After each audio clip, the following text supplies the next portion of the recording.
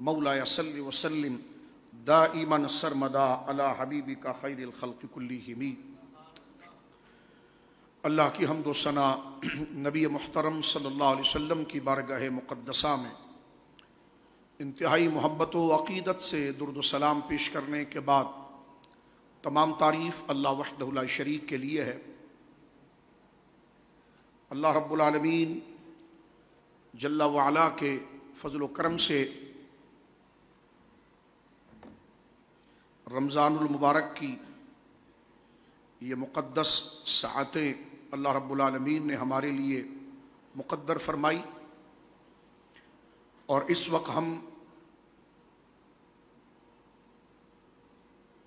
رمضان المبارک کی تیسرے عشرے میں یعنی 23ویں شب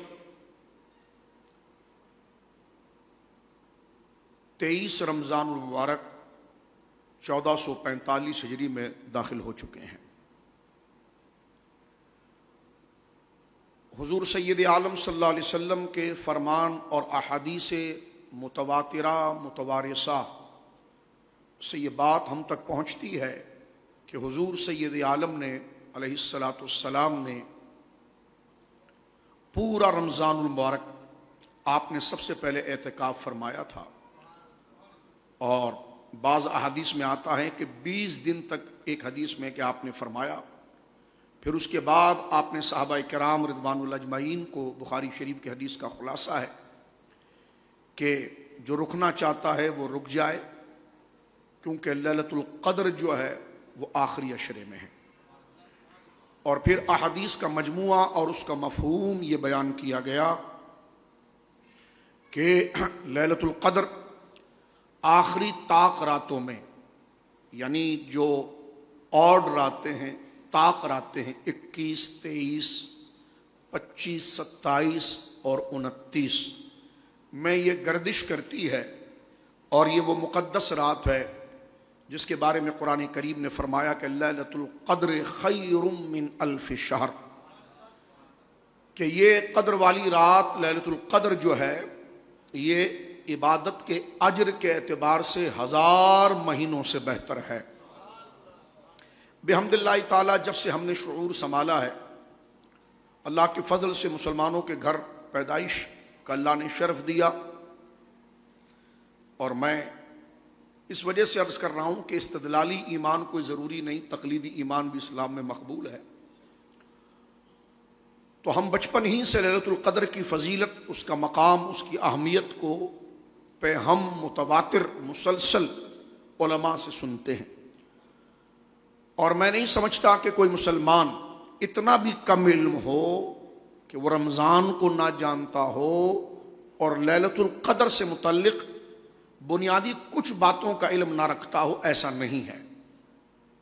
مسلمانوں کی یہ روایات ہے کہ الحمدللہ اس رات کو اہتمام کرتے ہیں عبادت کا، تقاریر، تلاوت قرآن، نبی مکرم صلی اللہ علیہ وسلم کی ثنا و نعت، اور مناقب اولیاء، صحابہ، اہل بیت۔ یہ ایک متوارث طریقہ ہے، قدیم طریقہ ہے جس کو ہم اچھی طرح سے جانتے ہیں۔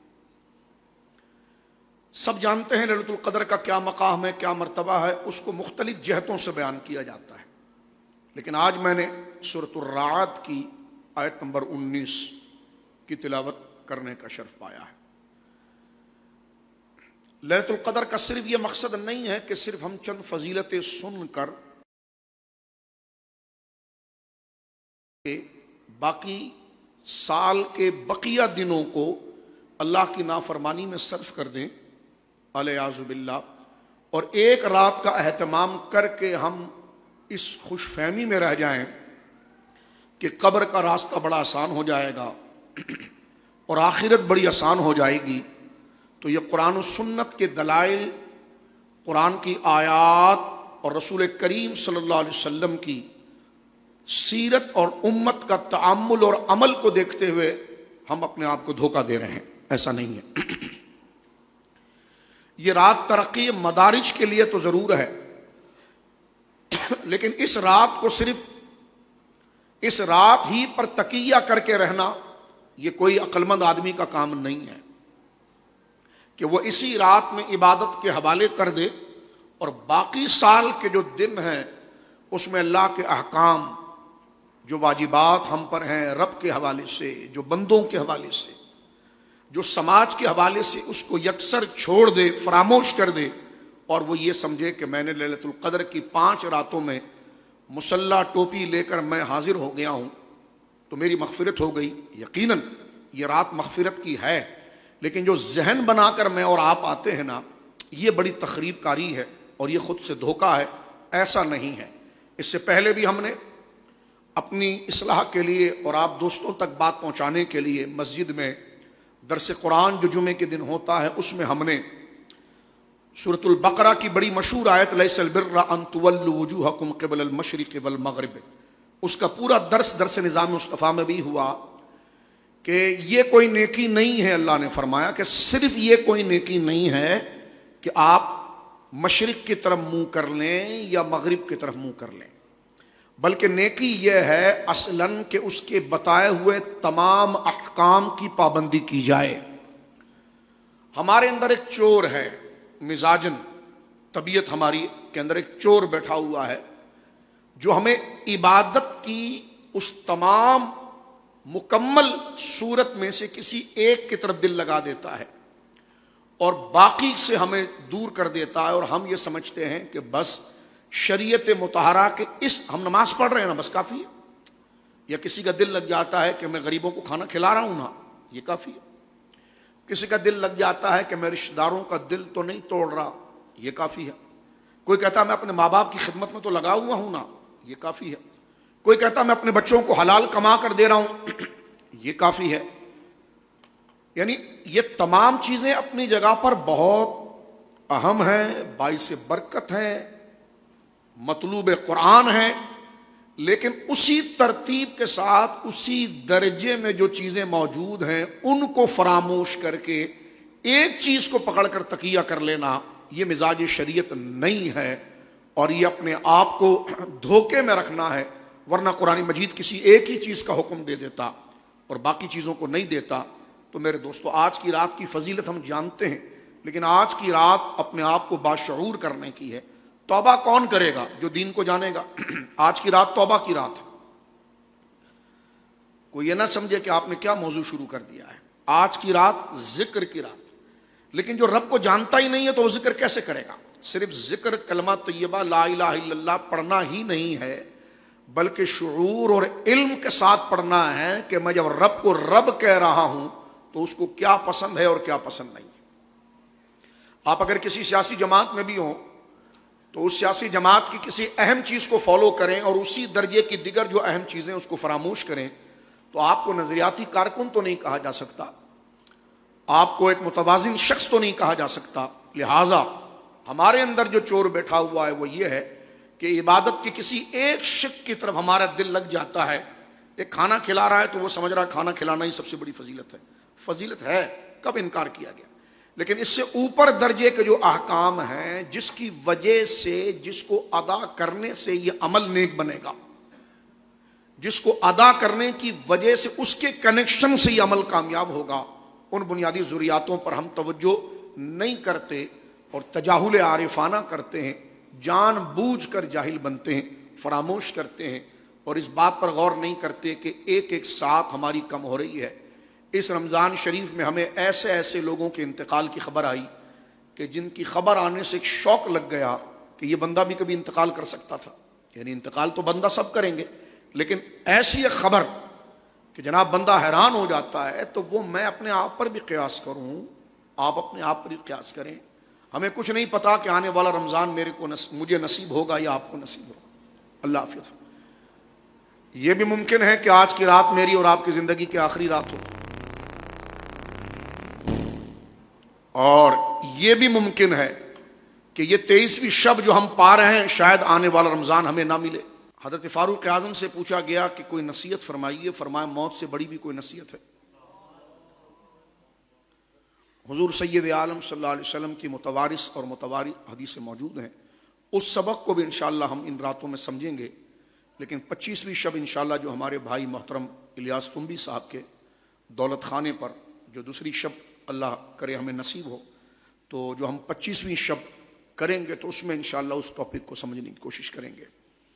لیکن ان باتوں کو یاد رکھنے کے لیے تو لیلۃ القدر کیا ہے اس کو سب بندے جانتے ہیں، اس کی عظمت کیا ہے سب بندے جانتے ہیں، لیکن اس کے لیے نجات ان لوگوں کے لیے ہے جو شریعت کے سارے احکاموں کی پابندی کے ساتھ پوری کوششوں کے ساتھ ان باتوں میں لگے رہیں اور پھر اس کو پائیں. اور پھر انتقال کے وقت اگر بندے سے کوئی کوتاہی ہو گئی تو رب کی قدرت دیکھتی ہے کہ سنجیدگی کے ساتھ اور شوق کے ساتھ میرے ڈر اور میری محبت میں سارے کام کو ادا کر رہا تھا، لیکن تقاضا انسانی سے کہیں بہک جاتا تھا تو جاؤ ہم معاف کر دیتے ہیں کہ کوشش تو اس نے کی نا. کوشش کے درجے پر بھی تو میں اور آپ نہیں آتے نا، کوشش کے درجے پر بھی نہیں آتے. تو مغفرت جو ہے وہ کوشش والے کے. آج کا درس جو ہے یہ قرآن کریم کی بہت ہی بنیادی احکام کی طرف ہم چل رہے ہیں، اور ایک ایک چیز کو آہستہ آہستہ اپنے دل میں سمانے کی اور دل میں جمانے کی آپ تمام کوشش کیجئے. میں بھی اس پر کوشش کروں گا. اس میں جملہ مسائل شریعت مطہرہ کے ذکر کیے گئے ہیں. جیسا قرآن کریم کا یہ اعجاز ہے اور یہ قرآن کریم کی کرامت ہے، جو باتیں قرآن کریم 15 پارے میں کرتا ہے کبھی وہ 1-2 آیتوں میں کر دیتا ہے، کبھی کوئی بات پورے 30 پارے میں ہوتی ہے تو کبھی وہ 1 آیت میں ہو جاتی ہے. تو یہ وہ احکام کی وہ آیات ہیں جو میری بہنوں اور بھائیوں اور بزرگوں ہم نے سمجھنی ہے، تاکہ صرف ہم ایک رات کے مسلمان نہ رہیں بلکہ ہماری گلی بازار بھی مسلمان والی حالت میں گزرے، ہمارا گھر بھی مسلمان والی حالت میں گزرے، ہمارا کمانا خرچ کرنا بھی مسلمان والی عادت میں گزرے، ہمارا سونا جاگنا بھی مسلمان والی حالت میں گزرے. اس لیے کہ جب بندہ اسلام لے آتا ہے اور کلمہ شریف وہ پڑھ لیتا ہے تو پڑھنے کے ساتھ ہی اس کے اوپر اللہ رب العالمین جل والا کے جو سارے احکام ہیں وہ یکے بعد دیگرے اس کے اوپر لازم ہو جاتے ہیں. یعنی انسان کلمہ پڑھ کر ہی جب اسلام میں داخل ہوتا ہے تو وہ اللہ سے وعدہ کر لیتا ہے. کلمہ جو ہے وہ اللہ سے وعدہ ہے. لا الہ الا اللہ، اللہ کے سوا کوئی معبود نہیں. تو کیا مطلب؟ قانون تیرا، مرضی تیری، محبت تیری، خوف تیری، اس کے مقابلے میں کوئی بھی نہیں. صرف یہ کہنا کہ لا الہ الا اللہ، زبان سے کہنا کہ تو ہمارا رب ہے، اور ماننا کسی اور کی اس کے مقابلے میں، کرنا وہ کام جو اسے پسند نہیں ہے. تو یہ کلمہ کا تقاضا نہیں ہے. ابھی دیکھیں تھوڑی سانسیں میرے اور آپ کے اندر موجود ہیں اور اتنی بزرگ رات مل گئی ہے تو ہمیں پھر اپنی قبر کی منزل کے لیے اس بات پر سوچنا پڑے گا. بعد والوں کی دعائیں بخشوائیں گی مگر جب بندہ ایمان سے جائے گا. سب بعد والوں پر نہ چھوڑ دیں. یقیناً شریعت مطہرہ نے ایک درجے بیان کیے ہیں. اصال ثواب میت کو پہنچتا ہے، جو انکار کرے وہ بدعتی ہے، بالکل صحیح بات. دعائیں پہنچتی ہیں، جو انکار کرے بڑا بدبخت ہے، بالکل صحیح ہے. لیکن اس کے لیے جو ایمان لے گیا، اور ایمان وہ لے جاتا ہے جو کلمے کے ساتھ ساتھ ایمان، جیسے دولت آپ کب بچا پاتے ہیں؟ جب چور سے بچا کر رکھتے ہیں اور تجوری میں رکھتے ہیں. تو بخشوائے گا ایمان، کلمہ طیبہ اور اس کے تقاضے. مگر یہ جب بچ جائے تو اس کو چور سے بچانا ہے. اس کے 2 چور ہیں، ایک بری خواہشات نفس اور ایک شیطان. شیطان باہر سے حملہ کرے گا، خواہشات اندر سے اٹھے گی. تو اس کو بچانا ہے، اور بچانے کے لیے جو اس کی تجوری ہے وہ شریعت کی پابندی ہے، شریعت کا احساس ہے، کھانے پینے کا احساس، لین دینے کا احساس، کیسی رات گزر گئی، کیسا دن گزر گیا، کیا بنیادی تقاضے. تو لہذا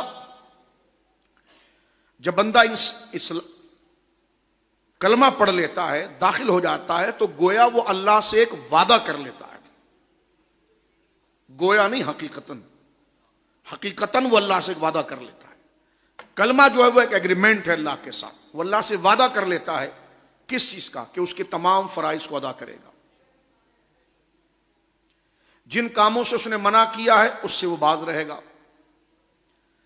اور جب اس نے سیدنا محمد رسول اللہ صلی اللہ علیہ وآلہ وصحبہ بارک وسلم کی رسالت کو مان لیا تو پھر اس نے اپنے اوپر اس بات کو لازم کر لیا کہ جو میرے نبی کہیں گے میں اس کی پیروی کروں گا، اور ان کے بتائے ہوئے حکم اور ان کی عزت، ان کا مقام، اس پر میں کسی اور شخص کو اوپر نہیں لاؤں گا، نہ اپنی خواہش کو. تو یہ ہے وہ ایگریمنٹ جو کلمہ مجھے اور آپ پر لاتا ہے. اب میں اور آپ آئینے میں دیکھیں کہ جو ایگریمنٹ میں نے اور آپ نے اللہ سے کیا ہے کتنے درجے پر ہم کامل ہیں. اگر درجے پر اتر آئے ہیں تو پھر احصال ثواب بھی بخشوا دے گا، دعائیں بھی بخشوا دیں گی، لیلۃ القدر بھی بخشوا دے گی، سارے معاملات بخشوا دیں گے۔ لیکن اگر یہ بنیاد نہیں رہی تو پھر بندہ اپنے آپ کو دھوکہ دے رہا ہے۔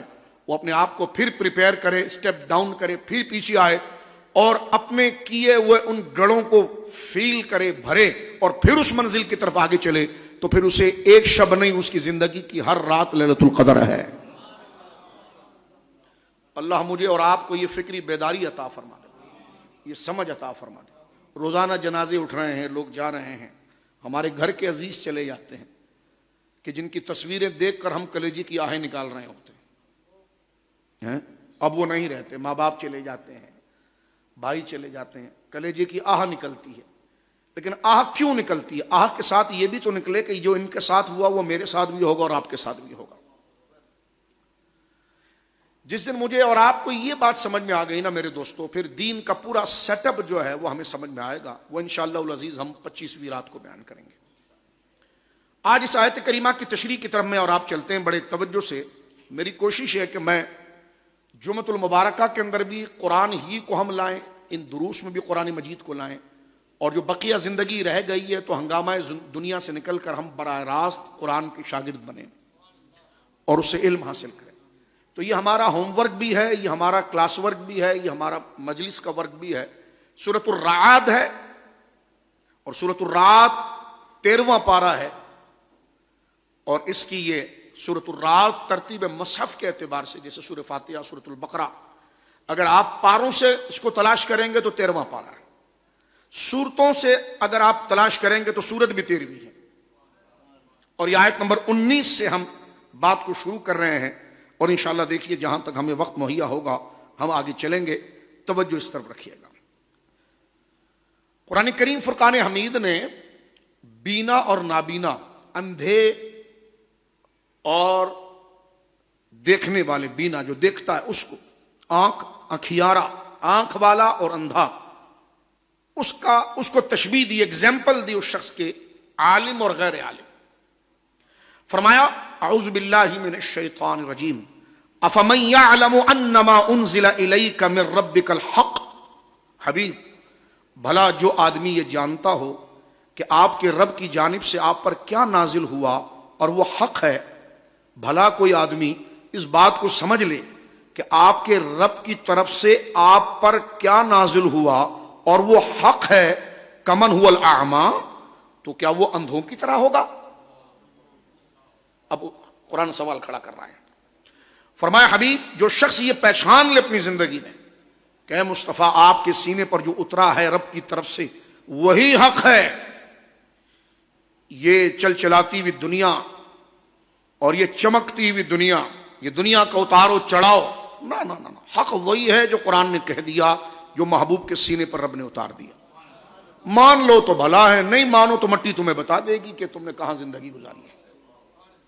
مٹی عقل ٹھکانے لگا دے گی، وہ قبر بتا دے گی کہ وہ صرف ایسا نہیں ہے کہ مرنے کے بعد بندہ مٹی ہو جائے گا، اصل زندگی تو شروع وہاں سے ہوگی،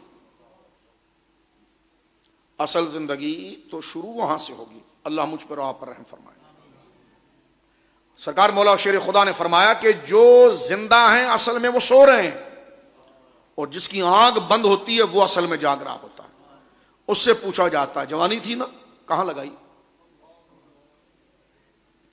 بڑا کھایا ہماری نعمتوں کو، کتنا شکر ادا کیا؟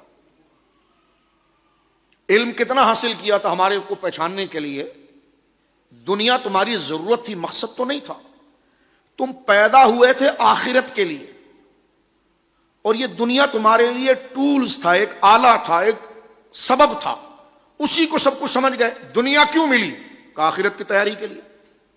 دنیا تو کچھ بھی نہیں ہے، تو ایک وہ ہے بھائی آپ نے یہ روڈ کیوں استعمال کیا، آپ 915 سے کیوں جا رہے ہیں، 914 سے کیوں جا رہے ہیں، اس موٹر وے کو کیوں لے رہے ہیں؟ فرمایا منزل تک پہنچنے کے لیے۔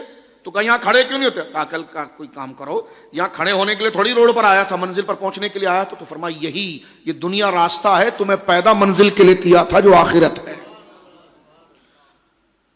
اتنی اچھی سواری تمہیں دی ہم نے، عقل کی، شعور کی، تعلیم کی، بہترین گاڑی آپ کے پاس ہو، میرے پاس ہو، اور اس میں فیول بھی ہو، اور موٹر وے پر ہم کسی گاڑی کے سڑک کے اوپر کھڑے ہو جائیں اور اس کے روڈ کو دیکھتے رہیں تو اگلا کہے گا اس پر آپ آئے کیوں تھے, ٹول کیوں دیا تھا آپ نے؟ کہ لیکن میں فلاں جگہ جا رہا تھا. تو کہا جائیے آپ, کہ بس ادھر رک گیا تو کب وقت ضائع کریں گے پھر آپ. سیانہ وہ ہے دیکھو جو تیزی میں گزر رہا ہے یہاں سے اور جا رہا ہے اپنی منزل پر, آپ یہیں پر رہیں گے منزل نہیں ملے گی. تو کہا یہ کیا ہے؟ فرمائیے منزل کا راستہ ہے, منزل نہیں ہے.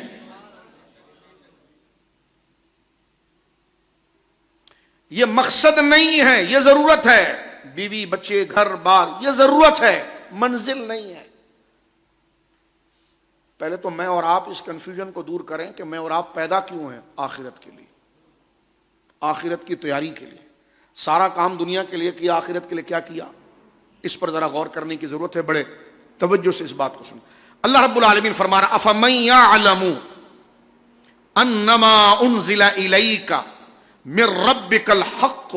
اے حبیب صلی اللہ علیہ وسلم, تفسیری بات, جو شخص یہ جانتا ہو کہ آپ کے رب کی جانب سے جو آپ پر نازل ہوا ہے وہی حق ہے, تو بھلا ایسا سمجھدار آدمی کمن هو الاعمى, وہ اس اندھے کی طرح ہو سکتا ہے کہ جسے یہ خبر ہی نہیں ہے, زندگی جانوروں کی طرح گزار رہا ہے کہ حق کیا اور کیا اترا ہے.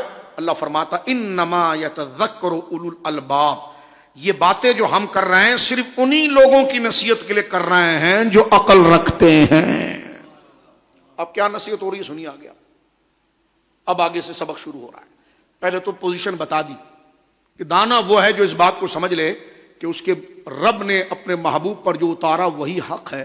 تو ایسا سیانہ اور ایسا سمجھدار کمن هو الاعمى, وہ اس اندھے اور بے وقوف کی طرح ہو سکتا ہے؟ نہیں.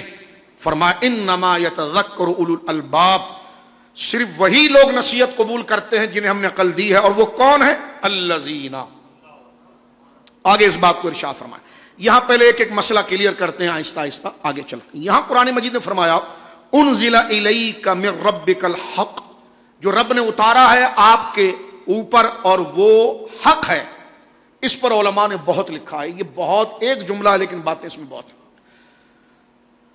یہ اللہ نے کیا تشبیہ دی ہے, کیا اگزامپل دی ہے؟ تو ایک تو یہ کہ عالم اور جاہل کی, جس طرح میں نے آپ کو اپنے آپ کو اور آپ کو مثال دے دی کہ پہنچنا تھا اپنی منزل پر, وہ روڈ پر ہی کھڑا ہوا ہے, تو وہ تو اندھا ہے. عقل مند وہ ہے جو تیزی میں گاڑی لے گیا, رات ہونے سے پہلے, بارش آنے سے پہلے, طوفان آنے سے پہلے پہنچ گیا, اور یہ سڑک پر کھڑا ہوا ہے. تو یہ اندھے کی, یہ آنکھ رکھتا ہے لیکن اندھا ہے, اور وہ سمجھدار ہے. یہاں پر علماء نے لکھا کہ یہ مثال دراصل جو دی گئی ہے نا, کہ اللہ رب العالمین جو فرما رہا ہے کمن ہوا اعما, کیا اس اندھے کی طرح ہے؟ فرمائیے جو پہلی آیت تھی نا کہ حبیب کیا وہ شخص جس نے اس بات کو جان لیا کہ جو آپ کے رب نے آپ پر اتارا وہی حق ہے, فرمایا اس سے مراد حضرت حمزہ تھے. اور یہ جو قرآن نے فرمایا نا, یہاں پر جو اشارہ ہو رہا ہے, قرآن مجید جو ارشاد فرما رہا ہے کہ کمن ہوا الاعمى, کمن ہوا اعمى, کہ اس اندھے کی طرح وہ نہیں ہے, اس سے مراد ابو جہل ہے. یعنی جب حضرت سید الشہداء ایمان لائے ہیں تو قرآن کریم نے ذہین لوگوں کو ایگزامپل دی کہ دیکھو وہ دونوں ایک ماحول پر تھے, لیکن کھل گئی حقیقت حمزہ کے سامنے اور وہ آپ کو پہچان گیا. تبھی دیگر بزرگوں نے یہ لکھا ہے کہ یہ آیت کا پہلا حصہ حضرت سید الشہداء کے لیے کہ آپ شکار سے آ رہے ہیں اور ابو جہل کی بدتمیزی سامنے آئی کہ اس نے حضور سید عالم کی توہین کی ہے. آگے بڑھے اور اپنے کمان کو اٹھا کر اس کا سر پھاڑ دیا, اور حضور سید عالم کے سامنے آئے, کہا کہ میں نے تو اس کا کام تمام کر دیا ہے. فرمایا اس سے کیا ہوگا چچا, آپ اس چیز کو جانیے جس سے واقعی میں ان کا کام تمام ہوگا. فرمایا کیا؟ فرمایا اللہ پر ایمان اور میری نبوت پر ایمان. فرمایا اگر یہی حقیقت ہے تو بالکل میں قبول کر لیتا ہوں. تو یہاں پر سید الشہداء حضرت حمزہ رضی اللہ, انشاءاللہ شوال کا مہینہ آیا, زندگی رہے گی تو درس نظام مصطفیٰ میں ہم ہر سال یہ سعادت ملتی ہے ہمارے ان بزرگوں کو منعقد کرنے کی انشاءاللہ. تو اس میں پہلے جو سمجھدار اور دانا کہا گیا وہ حضرت سید الشہداء حضرت حمزہ کو کہا گیا, اور اعما جو کہا گیا اندھا وہ ابو جہل کو کہا گیا. فرمایا کہ وہ ابو جہل جو وہ اندھا ہے, یعنی یہ حضرت حمزہ کی شان میں اتر رہی ہے. آیت نمبر 19 ہے, سورۃ الرعد ہے. اور علماء نے یہاں پر یہ بات لکھا ہے کہ اللہ رب العالمین جل وعلا آگے ارشاد فرماتا ہے کہ یہ جو ہم بات کر رہے ہیں یہ سمجھدار لوگوں کے لیے کر رہے ہیں. اب آیت نمبر 19 ختم ہو گئی، 20 شروع ہو رہی ہے. فرمایا الذین یوفون بعہد اللہ ولا ینقضون المیثاق. فرمایا کون لوگ ہیں عقل مند؟ یہاں جو اللہ فرما رہا ہے کہ حبیب بھلا وہ شخص جو جانتا ہے کہ آپ کے رب کی جانب سے جو آپ پر نازل ہوا اور وہی حق ہے، تو کیا وہ اس اندھے کی طرح ہوگا؟ نہیں. فرمایا انما یتذکر اولو الالباب، صرف وہی لوگ ان باتوں سے نصیحت اٹھائیں گے کہ جو عقل مند ہیں. اور لکھ لیں اپنی دل کی کتاب پر عقل مند کون ہے. ان کی پہلی نشانی رب فرما رہا الذین، وہ ہیں عقل مند جو ہیں وہ ہیں یوفون بعہد اللہ ولا ینقضون المیثاق، جو لوگ اللہ سے کیے ہوئے عہد، ایگریمنٹ اور وعدے کو پورا کرتے ہیں اور پکے وعدے کو جو کر لیتے ہیں، پھر جان تو ان کی چلی جاتی ہے لیکن عہد کو توڑتے نہیں ہیں. عہد کو توڑتے. اب بس یہیں رکیے، ایک ایک سٹیپ در سٹیپ چلتے ہیں تاکہ ہمیں اپنی زندگی کا مقصد میرے بھائیوں سمجھ میں آ جائے. قرآن کے آگے اپنے آپ کو بالکل کھلی کتاب کی طرح پیش کیجئے، اور ہم پر کیا لکھنا یہ قرآن لکھے گا. فرمایا عقل مند لوگ کون ہیں؟ تو سن لو پہلا جواب. عقل مند لوگ وہ ہیں کہ الذین یوفون بعہد اللہ ولا ینقضون المیثاق، جو لوگ اللہ سے کیے ہوئے عہد کو پورا کرتے ہیں اور اس سے کیے ہوئے اس پکے عہد کو توڑتے نہیں. اس کی ایک مثال تو یہ ہے میرے بزرگوں دوستو کہ ایک تو سورۃ الاعراف میں بھی اللہ نے ذکر کیا کہ جب انسانوں کو پیدا کیا گیا تو حضرت آدم کی پشت سے، آپ کی پیٹھ مبارک سے آپ کی تمام اولادوں کو نکالا رب نے، اور ان سے اللہ نے ایک وعدہ لیتے فرمایا الست بربکم. اللہ نے یہ پوچھا ہے، مجھ سے بھی پوچھا ہے، آپ سے بھی پوچھا ہے. حضرت آدم علیہ السلام کی پیٹھ میں آپ کی جتنی اولادیں تھیں، چاہے وہ نبی ہوں، صالحین ہوں، اولیاء ہوں، سب نیک بندوں کو اللہ نے باہر نکال کر ایک عہد لیا. اور بالعموم اگر تفسیر کو سمجھنا ہو تو ظاہر سی بات ہے کہ نالائق بھی اس میں شامل تھے، بلا تشبیہ بلا تمثیل، بغیر کسی ربط کے ان کی پسپائی بیان کرنے کے لیے ہم بات کر رہے ہیں. اور جن انبیاء اور صالحین کو بیان کیا، ان کی کرامت اور عزت کو ہم بیان کر رہے ہیں، اس سے ان کی کوئی تشبیہ نہیں. سنیے بڑی طریقے کے ساتھ. فرمایا وہ رب سمجھدار اور دانا وہ ہیں جو اپنے رب سے کیے ہوئے عہد کو توڑتے نہیں ہیں، جو کر لیتے ہیں. وہ عہد کیا ہے تو اس کو قرآن نے ڈسکس کیا سورۃ الاعراف میں. سورۃ الرعد کا کنیکشن وہاں جوڑیے. جب حضرت آدم کی پیٹھ مبارک سے ان کی اولادوں کو باہر نکالا گیا تو رب نے ان سے ایک سوال کیا تھا. ابھی بدن میں بدن بنا بھی نہیں ہے، صرف روح ہے، سول روح ہے. اور رب ان سے پوچھتا ہے الست بربکم، کیا میں تمہارا رب نہیں؟ تو ساری روحوں نے کہا قالوا بلا، کیوں نہیں، تو ہی ہمارا رب ہے. اور جس روح نے سب سے پہلے بلا کہہ کر رب کی وحدانیت کی گواہی دی وہ میرے اور آپ کے آقا خاتم النبیین سید المرسلین کی روح پاک تھی، جس نے سب سے پہلے فرمایا بلا، ہاں تو ہی ہمارا رب ہے. اور پھر اس اتباع میں سارے انبیاء نے باتیں کی، پھر اسی اتباع میں صالحین نے باتیں کی. حضرت ذوالنون مصری اور دیگر ایک بزرگوں سے کسی نے پوچھا، شاگرد گیا ان کے سامنے قرآن کی آیت لے کر سورۃ الاعراف کی، کہنے لگا دیکھیے رب تو فرما رہا ہے، اور میں بہت آسان بات کر رہا ہوں، اس کو چھوٹے بچے بھی سمجھ لیں گے، بالکل ایزی اور سمپل بات کر رہا ہوں. ان اللہ کے ولیوں کے پاس حضرت ذوالنون مصری تھے رضی اللہ عنہ، یا ان کے ساتھ کوئی بزرگ اور ہیں وہ ہیں، لیکن دانائی میں بتا رہا ہوں، یقین ان کے پاس ایک بندہ گیا، ان کا شاگرد اس آیت کو لے کر سورۃ الاعراف کی کہ رب یہ فرما رہا ہے کہ میں نے عالم ارواح میں تمہارے بدن بنانے سے پہلے تم ایک ایک کی روحوں سے پوچھا تھا الست بربکم، الست بربکم، کیا میں تمہارا رب نہیں؟ تو قالوا بلا، ساری روحوں نے کہا تھا ہاں. تو شاگرد کہنے لگا یہ کب ہوا تھا استاد جی؟ فرمایا یہ صبح ہی ہوا تھا. یعنی ان کا یقین آپ دیکھیے، وہ دوپہر کا وقت تھا، فرمایا صبح وعدہ اللہ نے لیا ہے. یعنی کیا مطلب؟ رب کے ان محبوب بندوں نے جب اپنے آپ کو رب کے خوف اور امید اور شریعت کے راستے پر لگایا تو رب نے روح کے آگے سے پردے ہٹائے اور ان کو وہ آواز کا جو جواب تھا وہ یاد آتا رہتا تھا. فرما قالوا بلا. تو اب یہاں پر پہلی مثال ہے، فرما عقل مند لوگ وہ ہیں، آیت نمبر 19 میں بھی شروع ہو چکی ہے کہ جو اللہ رب العالمین جل وعلا سے جو میں بات کر رہا ہوں اس پر توجہ کریں، موبائل فون نہ لیں، وہ بالکل ریکارڈنگ ہو رہی ہے، اس کو آپ لیتے رہیں، ورنہ پھر لیلۃ القدر میں ہم کھانے کا انتظام کریں گے، بند کمروں میں سولو پروگرام ہم کر لیتے ہیں تاکہ بعد میں پھر آپ سنتے رہیے گا، جی چاہے تو سنیے، ٹانگ پھیلا کر سنیے، جیسا بھی سنیے، وما علیہ الا البلاغ. اللہ ہم سب کو عمل کی توفیق دے، صرف کیا کہنا. تو توجہ کیجئے، ذرا غور کیجئے، رات کون سی گزر رہی ہے. تو اللہ رب العالمین سے جو یہ عہد فرمایا، جو اللہ سے کیے وہ عہد کو توڑتے نہیں ہیں، وہ ہیں اولو الالباب، عقل مند لوگ، اور وہ اندھوں کی طرح نہیں ہیں. تو وہ عہد کیا ہے؟ ایک تو یہ عہد تھا. اب اس کو کلیئر کرتے ہیں قرآن حدیث سے، جس میں مزید ہمیں مفہوم سمجھ میں آ جاتا ہے. رسول مکرم صلی اللہ تعالی علیہ وسلم کی کہ صحابی اس مسئلے کو بیان کرتے ہیں، اور یہ ابو داؤد شریف کی حدیث ہے جو ایگریمنٹ کے حوالے سے بیان ہوتی ہے کہ کیا عہد تھا. حضرت عوف بن مالک بہت جل قدر صحابی ہیں، کہتے کننا عند رسول اللہ صلی اللہ علیہ وسلم سبعتا او ثمانیتا او تسعتا. حضرت یہ ابو داؤد شریف کی روایت ہے، روایت نمبر ہے 1642 1642 کتاب الزکات. حضرت عوف بن مالک کہتے کننا عند، اس کنیکشن کو یاد رکھیے گا کہ ایگریمنٹ رب کیا لے رہا ہے.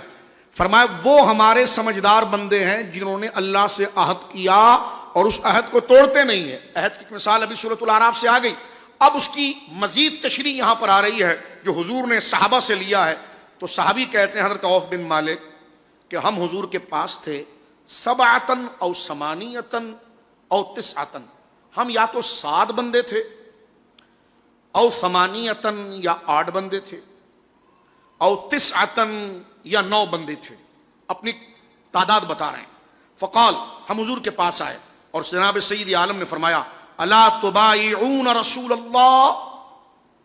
ہم حضور سید عالم صلی اللہ علیہ وسلم کے پاس آئے تو حضور نے فرمایا کیا تم اللہ کے رسول سے بیعت نہیں کرتے؟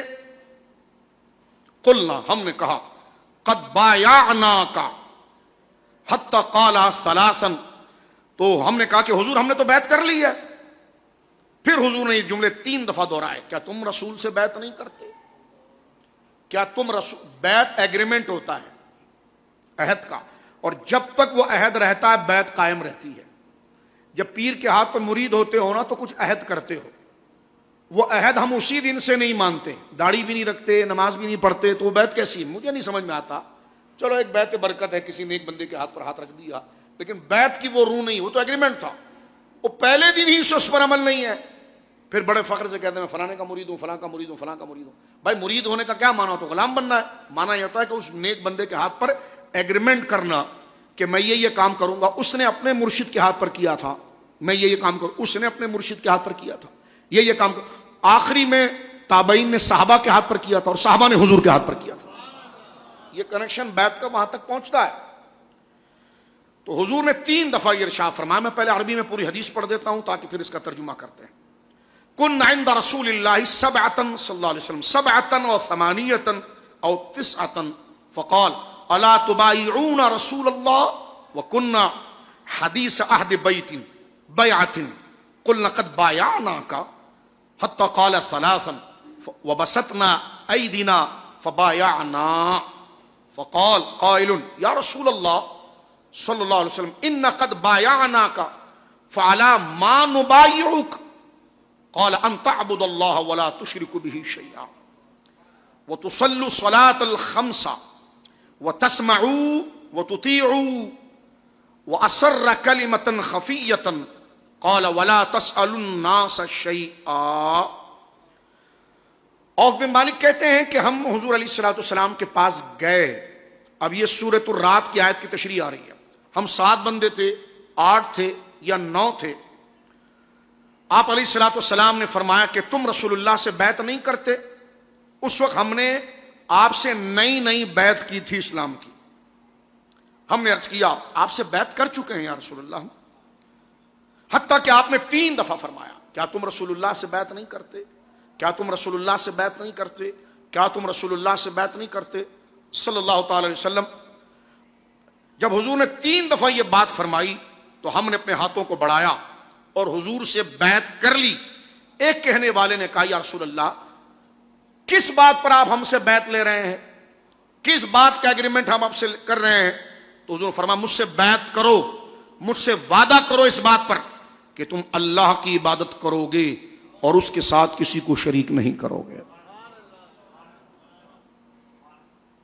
عبادت کی بحث جمعے کے دن بھی بڑی تفصیل کے ساتھ گزر چکی ہے، اس کے کلپ بھی بن چکے ہیں، وقت نکال کر وہاں تعریف کو دیکھ لیجیے آپ، اور وقت نکالیے، نکالنا پڑے گا سمجھنے کے لیے۔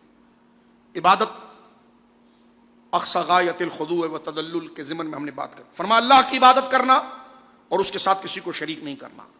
عبادت کا معنی تو ہے کہ یہی ہے کہ اسی کو مستحق عبادت جانے، اور مستحق عبادت وہی ہو سکتا ہے جس کو علم فلسفہ کی اصطلاح میں ہم کہتے ہیں واجب الوجود، جو ہمیشہ سے اور ہمیشہ رہے گا، جس کی ہر صفت دائمی ہے، خود سے ہے، بغیر کسی کے عطا کے، علم، قدرت، اختیار، ارادہ، اور وہ ایک ہی ذات ہو سکتی ہے جس کی صفت ذاتی ہو۔ دو کی کیسے ہو سکتی ہے؟ ایک ہی ہو سکتا ہے جو خود سے ہوگا، دو تو ہو نہیں سکتے۔ تو لہذا صرف گویا کہ اللہ رب العالمین کی ذات مستحق عبادت ہے، اور عبادت کا ایک معنی یہ بنے گا مفہوماً سمجھنے کے لیے کہ اسی کی ماننی ہے، اور جو بات اس سے ٹکرا جائے وہ اپنے وقت کا ڈان یا فرعون ہو، ہم نے اس کی نہیں ماننی، یہ ہے عبادت۔ کلمہ رب کا پڑا ہے، عدالتوں کے وہ قانون مانے جائیں جو قرآن کے خلاف، تو اس نے عدالت کو خدا بنا لیا، معاذ اللہ۔ اس نے اس جج کو خدا بنایا، اس نے اس جرنیل کو خدا بنایا، اس نے اس پیر کو خدا بنا لیا، اس نے اس مولوی کو خدا بنا دیا۔ اس کیٹیگری میں کسی بھی شخص نے اگر اللہ کے حکم کے مقابلے پر فتویٰ دیا ہے تو بھلے زبان سے لا الہ الا اللہ کہا، لیکن اس نے جس طرح کہ ایک فرعون مر گیا، اس نے حد اس ملک کے اندر توڑی اور زنا کی اجازت دی، کچرے کی موت مر گیا۔ اور جس مولوی نے اس وقت سجدہ کیا، اس کے مدرسے کا کیا کام تھا؟ کیونکہ اس نے پھر اس بندے کی لاٹھی دکھانے والے کو خدا مان لیا۔ اور میں سلام کہتا ہوں علماء کو جنہوں نے اس کے منہ پر کہا تھا تیری طاقت تو جو مکہ ہلاتا ہے نا ہلا لے، لیکن ہم وہی حکم مانیں گے جو رب کا حکم ہے۔ یہ سمجھیے اس بات کو، ہم کسی کو ڈانٹنا نہیں چاہتے، نہ کسی کو نشانہ بنانا چاہتے، لیکن جب تم رب کے سامنے آؤ گے، رسول کے سامنے آؤ گے، تو تمہیں اپنی فکر میں پائیدان بنائیں گے، تمہارے منہ پر پاؤں رکھ کر کعبے کی طرف چلیں گے اور کہیں گے لبیک اللہم لبیک لبیک لا شریک لک لبیک ان الحمد والنعمت لک والملک لا شریک، بادشاہی تیری ہے۔ ان الحمد، ساری تعریفیں تیری لیے، ان الحمد والنعمت، ساری نعمتوں کو عطا کرنے والا تو ہے، وَلَكَ الْمُلْكُ، اور سارا ملک اور بادشاہی تیری ہے۔ انسان عزت چاہتا ہے تو تیرا بندہ بن کر رہے تو وہ عزت پائے گا۔ یہ ہے عبادت کا تصور۔ کوئی لیڈر، سیاسی لیڈر کوئی مسئلہ ریز کر دیتا ہے شریعت کے خلاف، ہم کہتے نہیں بھائی نے کہا ہے، بہن نے کہا ہے، چچا نے کہا ہے، بزرگ نے کہا ہے، تایا نے کہا ہے، سائی نے کہا، او کوئی نہیں، خدا نے کیا کہا یہ دیکھ۔ تو ہم کسی سے براہ راست نہیں ہونا چاہتے ہیں، کوئی ناراض نہ ہوں، غلطی آپ کر رہے ہیں، یہ ہماری مجبوری ہے۔ آپ کے خلاف نہیں بولیں گے، آپ کے گریبان تک ہاتھ نہیں لے جائیں گے تو مسلمان کیسے رہیں گے؟ آپ نے ہم پر واجب کر دیا ہے وہ کام، چپ رہیں تو کافر ہو جائیں، آپ نے مجبور کیا ہے۔ آپ حضور کے ختم نبوت کے مسئلے کو چھیڑتے ہو، پھر کہتے ہو ہمارا کالا کوڈ بن جائے، نہیں ہو سکتا۔ آپ جس لائن کو چیک کر رہے ہیں، آپ کی منزلیں، آپ کے ادارے ریڈ لائن نہیں ہے۔ ریڈ لائن کا قانون جو ہے وہ قرآن و سنت کا ہے، اس کے مقابلے پر آپ آئیں گے تو یہ سر ہمارا کندھوں پر لگا اس لیے ہے کہ پھر ہم آپ کو للکاریں گے، اس لیے کہ آپ نے مجبور کر دیا بولنے پر، اور اس درجے پر بولنا ایسا ہی ہے جیسے خدا کو ایک کہنا۔ سمجھیں اس بات کو، سمجھیں اس بات کو، مجبوری آپ کر رہے ہیں۔ کسی کی محرم اور عزت والی ذات کو کوئی چھیڑے اور اگلا اٹھا کر اس کا کام تمام کر دے تو عدالت کہتی نہیں، آپ نے اس کے جذبات کو مشتعل کیا۔ تو کہاں ماں کی عزت اور حیا اور غیرت، کہاں رب کی عزت۔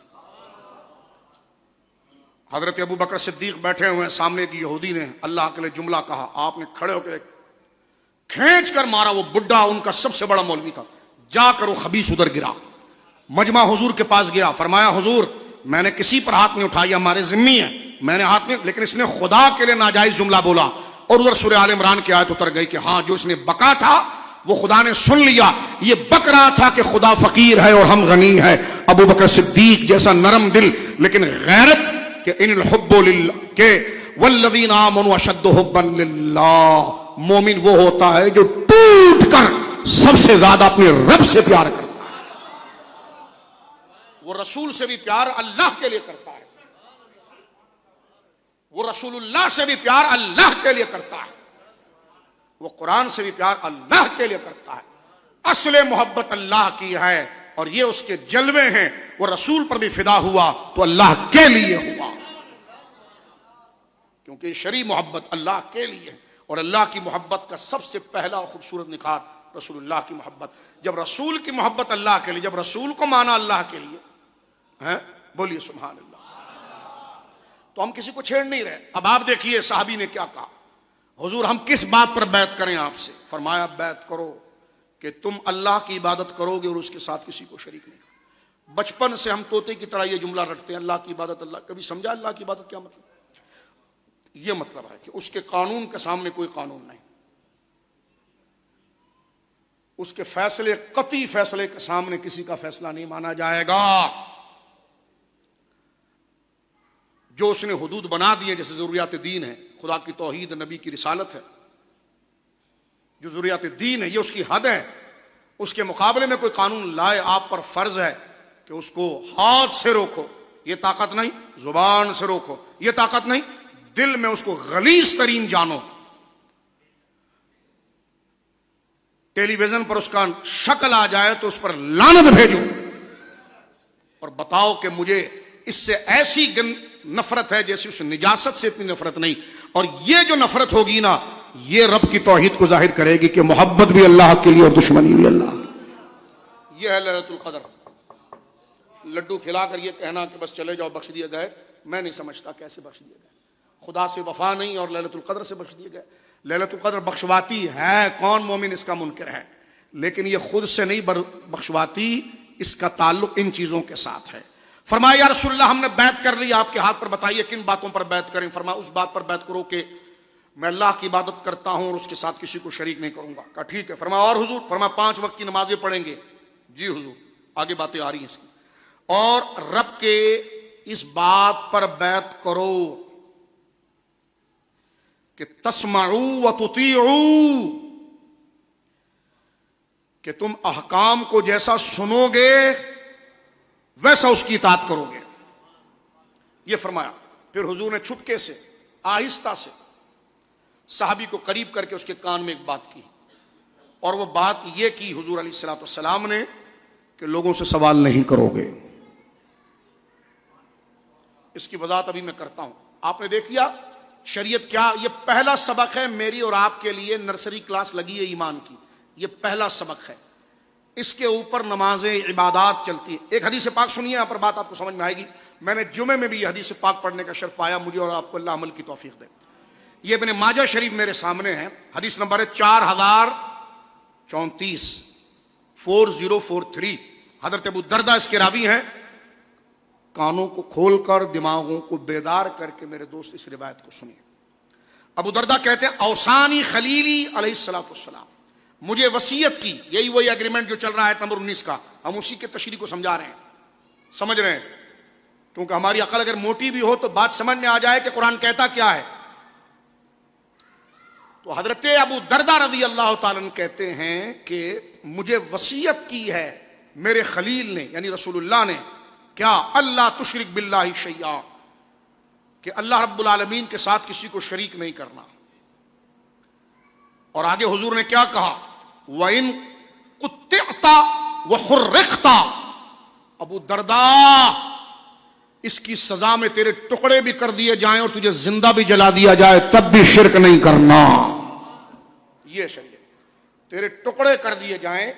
شرک صرف یہ نہیں ہے معاذ اللہ کہ اللہ کے علاوہ کسی کو واجب الوجود سمجھا جائے اور اسے مستقل بھی ذات اور لائق عبادت سمجھا جائے، جیسے بتوں کفار نے سمجھا۔ شرک اس چیز میں بھی آئے گا جب قرآن خدا کے مقابلے پر قانون کو بندہ ایڈریس کرے. یہ شرک فی الحکم ہے، اور ان الحکم الا للہ، اللہ کے حکم کے علاوہ کسی کا حکم نہیں ہے. رسول بھی جو حکم دیتے ہیں اسی کے حکم کو آگے بڑھاتے ہیں. قرآن بھی جو حکم دیتا ہے وہ اسی کے حکم کو آگے بڑھاتا ہے. صحابہ اور اہل بیت بھی جو حکم دے رہے ہیں وہ اسی کے حکم سے دے رہے ہیں. اصل حکم ان کا اسی کا ہے. وہ جس چیز کا حکم دے اس حکم کے مقابلے میں کچھ نہیں. فرمایا ابو درداء چاہے تیرے ٹکڑے کر دیے جائیں یا تجھے زندہ جلا دیا جائے، موت کو قبول کرنا، لیکن خدا کا درجہ کسی بندے کو نہیں دینا. ایک دفعہ کر لیں، میں کہتا ہوں ایک دفعہ کر لیں، بغیر کھائے بھی زبان میٹھی رہے گی. یہ ایمان جو بتاتا. حضور نے فرمایا کہ لا تشرک باللہ شیئا، اللہ کے ساتھ کسی کو شریک نہیں کرنا. وَإِن قُطِعْتَ، اس جملے کو آپ دیکھیں بندہ ہل کر رہ جائے. فرمایا چاہے تجھے ٹکڑے کر دیے جائیں. وَحُرِّقْتَ، چاہے تجھے جلا دیا جائے. فرمایا ایک تو یہ ہے. فرمایا دوسرا یہ وَلَا تَتْرُكْ صَلَاةً مَكْتُوبَةً، نماز نہیں چھوڑنا، فرض نمازیں نہیں چھوڑنا. فرمایا متعمدن، جان بوجھ کر نمازیں نہیں چھوڑنا. فمن ترکہا متعمدن، جس نے جان بوجھ کر نمازیں چھوڑی، فقد بریت منہ الذمہ، تو میری جو امان اور ذمہ تھا وہ اڑ گیا اس سے. اللہ، یہ جناب رسول اللہ صلی اللہ علیہ وسلم کا فرمان مبارک ہے. اب آ جائیے اللہ سے کیے ہوئے وعدے پر ایک مزید قیمتی بات یہاں پر عرض کر رہا ہوں جو میرے اور آپ کے سمجھنے، کیونکہ حدیث آ گئی ہے سامنے. اس میں حضور نے جو اللہ سے آیت نمبر 20 میں فرمایا تھا کہ سمجھدار لوگ وہ ہیں جو اللہ سے کیے ہوئے عہد کو نبھاتے ہیں اور اسے توڑتے نہیں. اس عہد کی ایک مثال حضور نے دی ہے کہ شرک نہیں کرنا، نمازوں کی پابندی کرنا، دیگر اور چیزیں حضور نے فرمائی. آخر میں فرمایا کسی سے سوال نہیں کرنا، کسی سے سوال نہیں کرنا. اس بات کو ذرا ہم کھولتے ہیں. فقہا نے یہاں پر لکھا ہے کہ سوال نہیں کرنے کی، جب سوال نہیں کیا جائے گا اور منع ہے، اس کی چند قسمیں ہیں، وہ ذہن میں رکھیں. اس کے علاوہ ہو تو سوال کرنا جائز ہے. فرمایا کہ بغیر ضرورت کے سوال جائز نہیں ہے. اور ضرورت کا معیار کیا ہے؟ کہ ایک بندے کے پاس اتنا پیسہ ہو جس سے وہ ایک دن کا کھانا کھا سکے.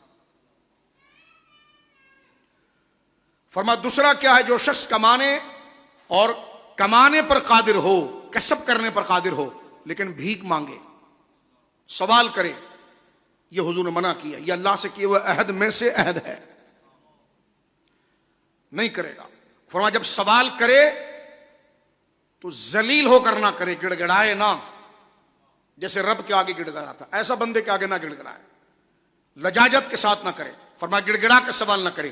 یہ حدیث کھل جاتی ہے مسلم شریف کی ایک روایت سے جو رسول کریم نے خود فرمایا. مسلم شریف میں روایت ہے، حضرت سرکار کے ایک صحابی تشریف لائے، حضور علیہ الصلوۃ والسلام کے پاس کچھ مال کا سوال کرنے کے لیے آئے. حضور غریب ہوں، کچھ دے دیں. آپ نے فرمایا تم ہمارے پاس ٹھہرو حتیٰ کہ ہمارے پاس صدقے کا مال آ جائے، پھر ہم تمہارے لیے حکم دے دیں گے اور لے جانا. پھر حضور نے فرمایا اس صحابی کا نام لے کر، سوال کرنا 3 بندوں میں سے ایک کے لیے جائز ہے. حضور فرماتے ایک وہ شخص جو نیک کاموں پر خرچ کرنے کے لیے کسی سے قرض لے، مثلا بیوی بچوں پر، اپنے گھر کو چلانے کے لیے، تو کسی سے قرض کا سوال کرے تو رسول اللہ نے فرمایا یہ جائز ہے. اس لیے سوال کرنا جائز ہے کہ وہ قرض کو لوٹا دے گا، اس وجہ سے جائز ہے.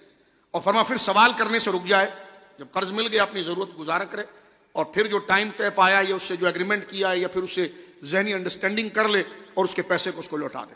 فرمایا صحابی سے کہا یہ سوال جائز ہے. فرمایا دوسرا کیا ہے؟ فرمایا ایسی آفت یا ایسی مصیبت آئے جس سے اس کا تمام مال ضائع ہو جائے، الیاذ باللہ، اس کے لیے اتنا سوال کرنا جائز ہے، سرکار فرماتے ہیں، جس سے اس کی حاجت پوری ہو جائے. 2. تیسرا وہ شخص جو فاقے سے ہو اور اس کی قوم سے 3 عقل مند آدمی گواہی دیں کہ یہ شخص فاقے سے ہے، تو وہ جو 3 آدمی گواہی دیں تو ان کی گواہیوں پر وہ سوال کر سکتا ہے. یہ کنڈیشن کی تشریح محدثین نے یہ کی ہے کہ یہ تیسری کنڈیشن جو ہے کہ ایک بندہ اگر فاقے سے ہو 3 گواہ کو لے کر آئے، 3 گواہ لانا مستحب ہے. ضروری نہیں ہے، لیکن یہ کنڈیشن عام بندے کے لیے نہیں. ایک امیر آدمی تھا، اس کا کاروبار بہت بڑا تھا، سب کو پتا ہے بھائی امیر آدمی ہے، اور اچانک الیاذ باللہ اللہ محفوظ فرمائے کاروبار ختم ہو گیا. اب اگر وہ کسی سے سوال کرتا ہے تو اگلے کو یقین کیسے آئے گا؟ بھائی تو خود مالدار ہے. تو فرمایا یہ تیسری کنڈیشن یہ ہے کہ وہ 3 گواہ آگے لے کر آئے یا محلے کے، وہ بتائیں کہ ہاں اس کے ساتھ ایسا ہوا ہے، تو یہ 3 سوال کرنا اس کے لیے جائز ہے، جو حضور نے بیعت لیتے وقت اپنے صحابی کو آہستہ سے کہا تھا کہ کسی سے سوال نہیں کرنا. یہ اس کی تشریح یہاں پر مکمل ہوتی ہے. تو اللہ رب العالمین جل وعلا کا یہ ارشاد یہاں پر ہے، فرمایا کہ بھلا وہ شخص جو جانتا ہو کہ آپ کے رب کی جانب سے آپ پر جو نازل ہوا ہے وہ برحق ہے، کیا وہ اس اندھے کی طرح ہے؟ فرمایا صرف یہ بات سے نصیحت وہی لیتے ہیں جو عقل مند ہیں. اور عقل مندوں کی پہلی نشانی کیا بتائی؟ الذین یوفون بعہد اللہ ولا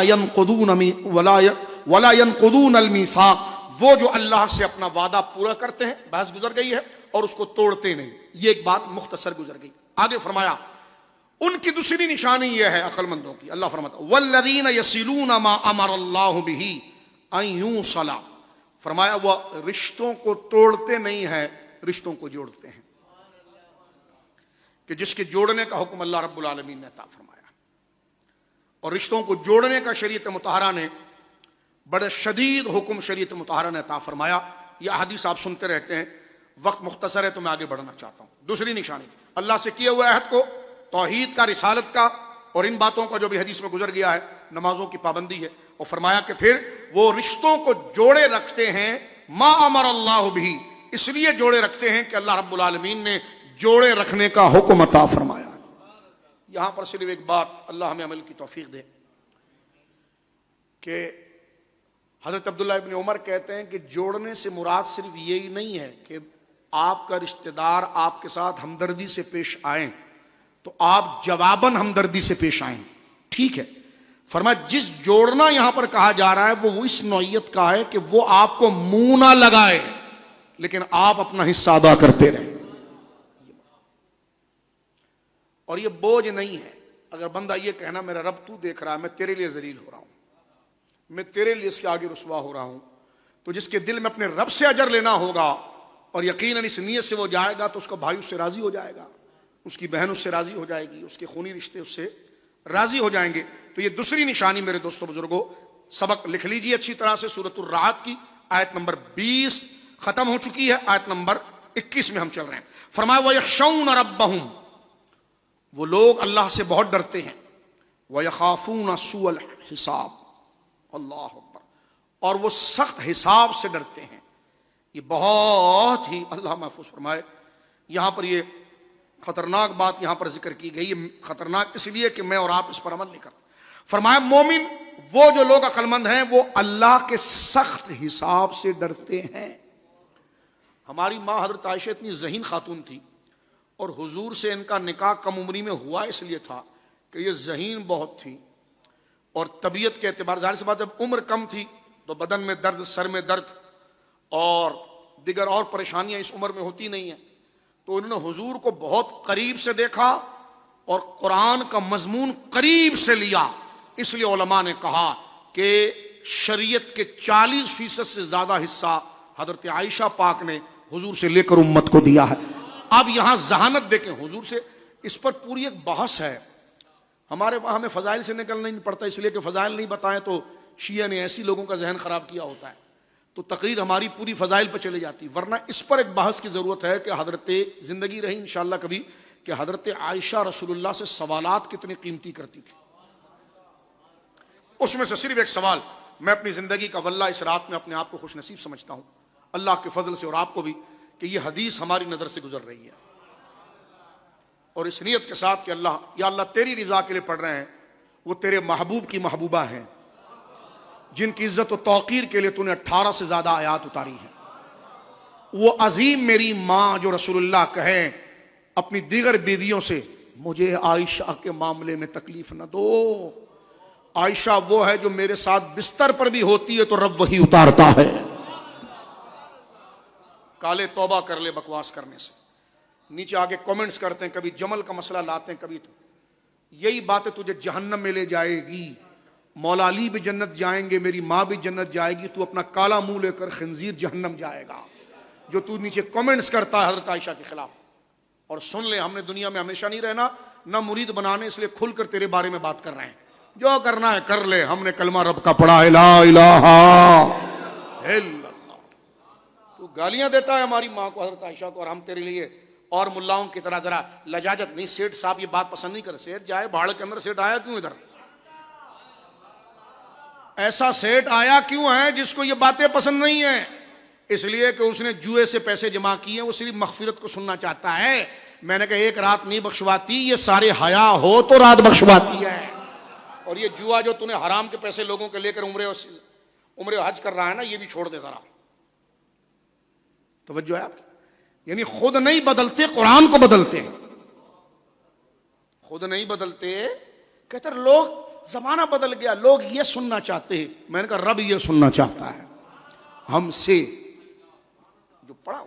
ہم کسی سیٹ صاحب کی توہین نہیں کر رہے، توہین اس کی کہہ رہے ہیں جو شریعت کے خلاف۔ اس میں سیٹ اور امیر کا کوئی فرق نہیں، امیر اور غریب کا کوئی فرق نہیں، میرا اور آپ کا کوئی فرق نہیں۔ اللہ گواہ ہے کہ اس وقت میں اور آپ اللہ کے حضور کھلی کتاب اپنے آپ کو بنا کر پیش کریں، جو اندھیرا ہے اس کو دور کریں۔ نہ ہم نے کسی کا نام لے کر طنز کیا، نہ ذات کو کیا، ہم نے ایک فکر کو کیا، وہ میرے اندر بھی ہوگی تو اندھیرا ہے اور اس کو دور کرنا ہوگا۔ پگڑی پہن کر بھی ہوگی تو زیادہ پکڑا جائے گا۔ تو لہٰذا قرآن کو نہ بدلیں، خود کو بدلیں۔ میں اور آپ بولیے، اب تو راتیں بھی بدل دی گئی، ہر بندے کی رات الگ الگ ہے۔ وہ کہتا ہے یہ تقریر ہونی چاہیے، ہم نے کہا لیلۃ القدر یہ تقریر ہونی چاہیے، لیکن یہ قدر والی رات ہے کس کی؟ یہ بات سمجھ گئے نا، تو ہر رات قدر والی رات ہے۔ لیلۃ القدر کی فضیلت کا انکار نہیں نا ہم تقابل کر رہے ہیں۔ اب آپ دیکھیے رب کریم نے کیا فرمایا کہ وہ سخت حساب سے ڈرتے ہیں۔ جو عقل مند لوگ ہیں وہ رب جب پوچھے گا نا، حضور کی شفاعت حق ہے، اللہ حضور کی شفاعت حق ہے۔ حضور کی شفاعت کبائر کے لیے بھی ہیں، صغائر کے لیے بھی ہیں، حق ہے۔ حضور کی شفاعت کا انکار کرنے والا بدبخت خارج اہل سنت معتزلی ہے، اس کا کوئی تعلق نہیں حق سے۔ لیکن اس بات پر تکیہ نہیں کیا جائے گا کہ حضور بخشوا دیں گے اور پورا دن وہ کام کیے جائے جس کو نبھانے کے لیے حضور نے طائف میں پتھر کھائے۔ یہ دھوکہ ہے، ہم خود اچھی چیز کو بگاڑ دیں۔ شفاعت کا مضمون کتنا پیارا ہے، لیکن اس کو بگاڑ دیں گے، شفاعت کی بات کر کے گناہ شروع کر دیں گے، شفاعت کی بات کر کے گناہ شروع کر دیں گے، شفاعت کی بات کر کے عورت مردوں کا اختلاط ہو رہا ہے، قوالی ہو رہی، نبی بخشوا دیں گے۔ اور جس نبی نے جو حکم صادر فرمائے ہیں، سورہ نور ہے، حضور کی حدیث ہے، یہ حرام ماحول رکھ کر شفاعت پر تو قوالی نعت پڑھ رہا ہے، شرم نہیں آتی؟ اس سے بڑی سخت دلی کیا ہوگی؟ تو مومنین وہ ہیں جو اللہ کے حضور حساب سے ڈرتے ہیں۔ قرآن کہہ رہا ہے، یہاں پر دیکھیں اللہ رب العالمین نے کیا ارشاد فرمایا، فرمایا وَيَخَافُونَ سُوءَ الْحِسَابِ، وہ اللہ رب العالمین جل وعلا سے حساب سے ڈرتے ہیں۔ یہ بات اس لیے بار بار ریپیٹ کر رہا تھا، اب سوال سنیے میری ماں کا۔ یہ مسلم شریف، بخاری شریف میں روایت موجود ہے، نبی کریم علیہ الصلوۃ والسلام نے اپنی زوجہ ام المومنین، حضور علیہ الصلوۃ والسلام کی زوجہ ہماری ماں ام المومنین سیدہ عائشہ نے جب نبی پاک سے یہ باتیں سنی، قرآن کی آیت سنی، تو حضور، کیونکہ آپ کی عادت یہ تھی کہ جب آپ کوئی قرآن کی آیت سنتی اور آپ کو اشکال لگ جاتا تو حضور سے اشکال بیان کرتی کہ حضور یہ بات نہیں سمجھ میں آ رہی ہے، اور ایسا ویسا اشکال نہیں، اس اشکال کی دلیل رکھتی تھی۔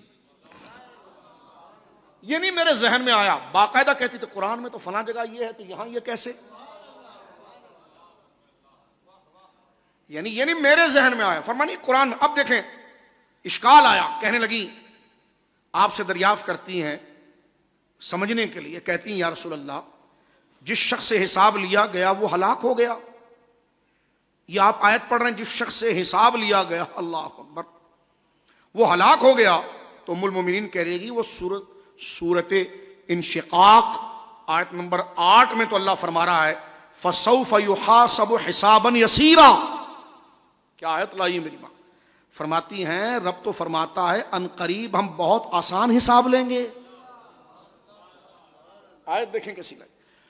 فرمایا قرآن تو وہاں کہہ رہا ہے سورہ انشقاق میں کہ ہم بندوں سے بہت آسان حساب لیں گے, اور یہاں سورہ رات کہہ رہی ہے کہ وہ حساب سے ڈرتے ہیں اور حساب جس سے لیا گیا وہ پھنس گیا.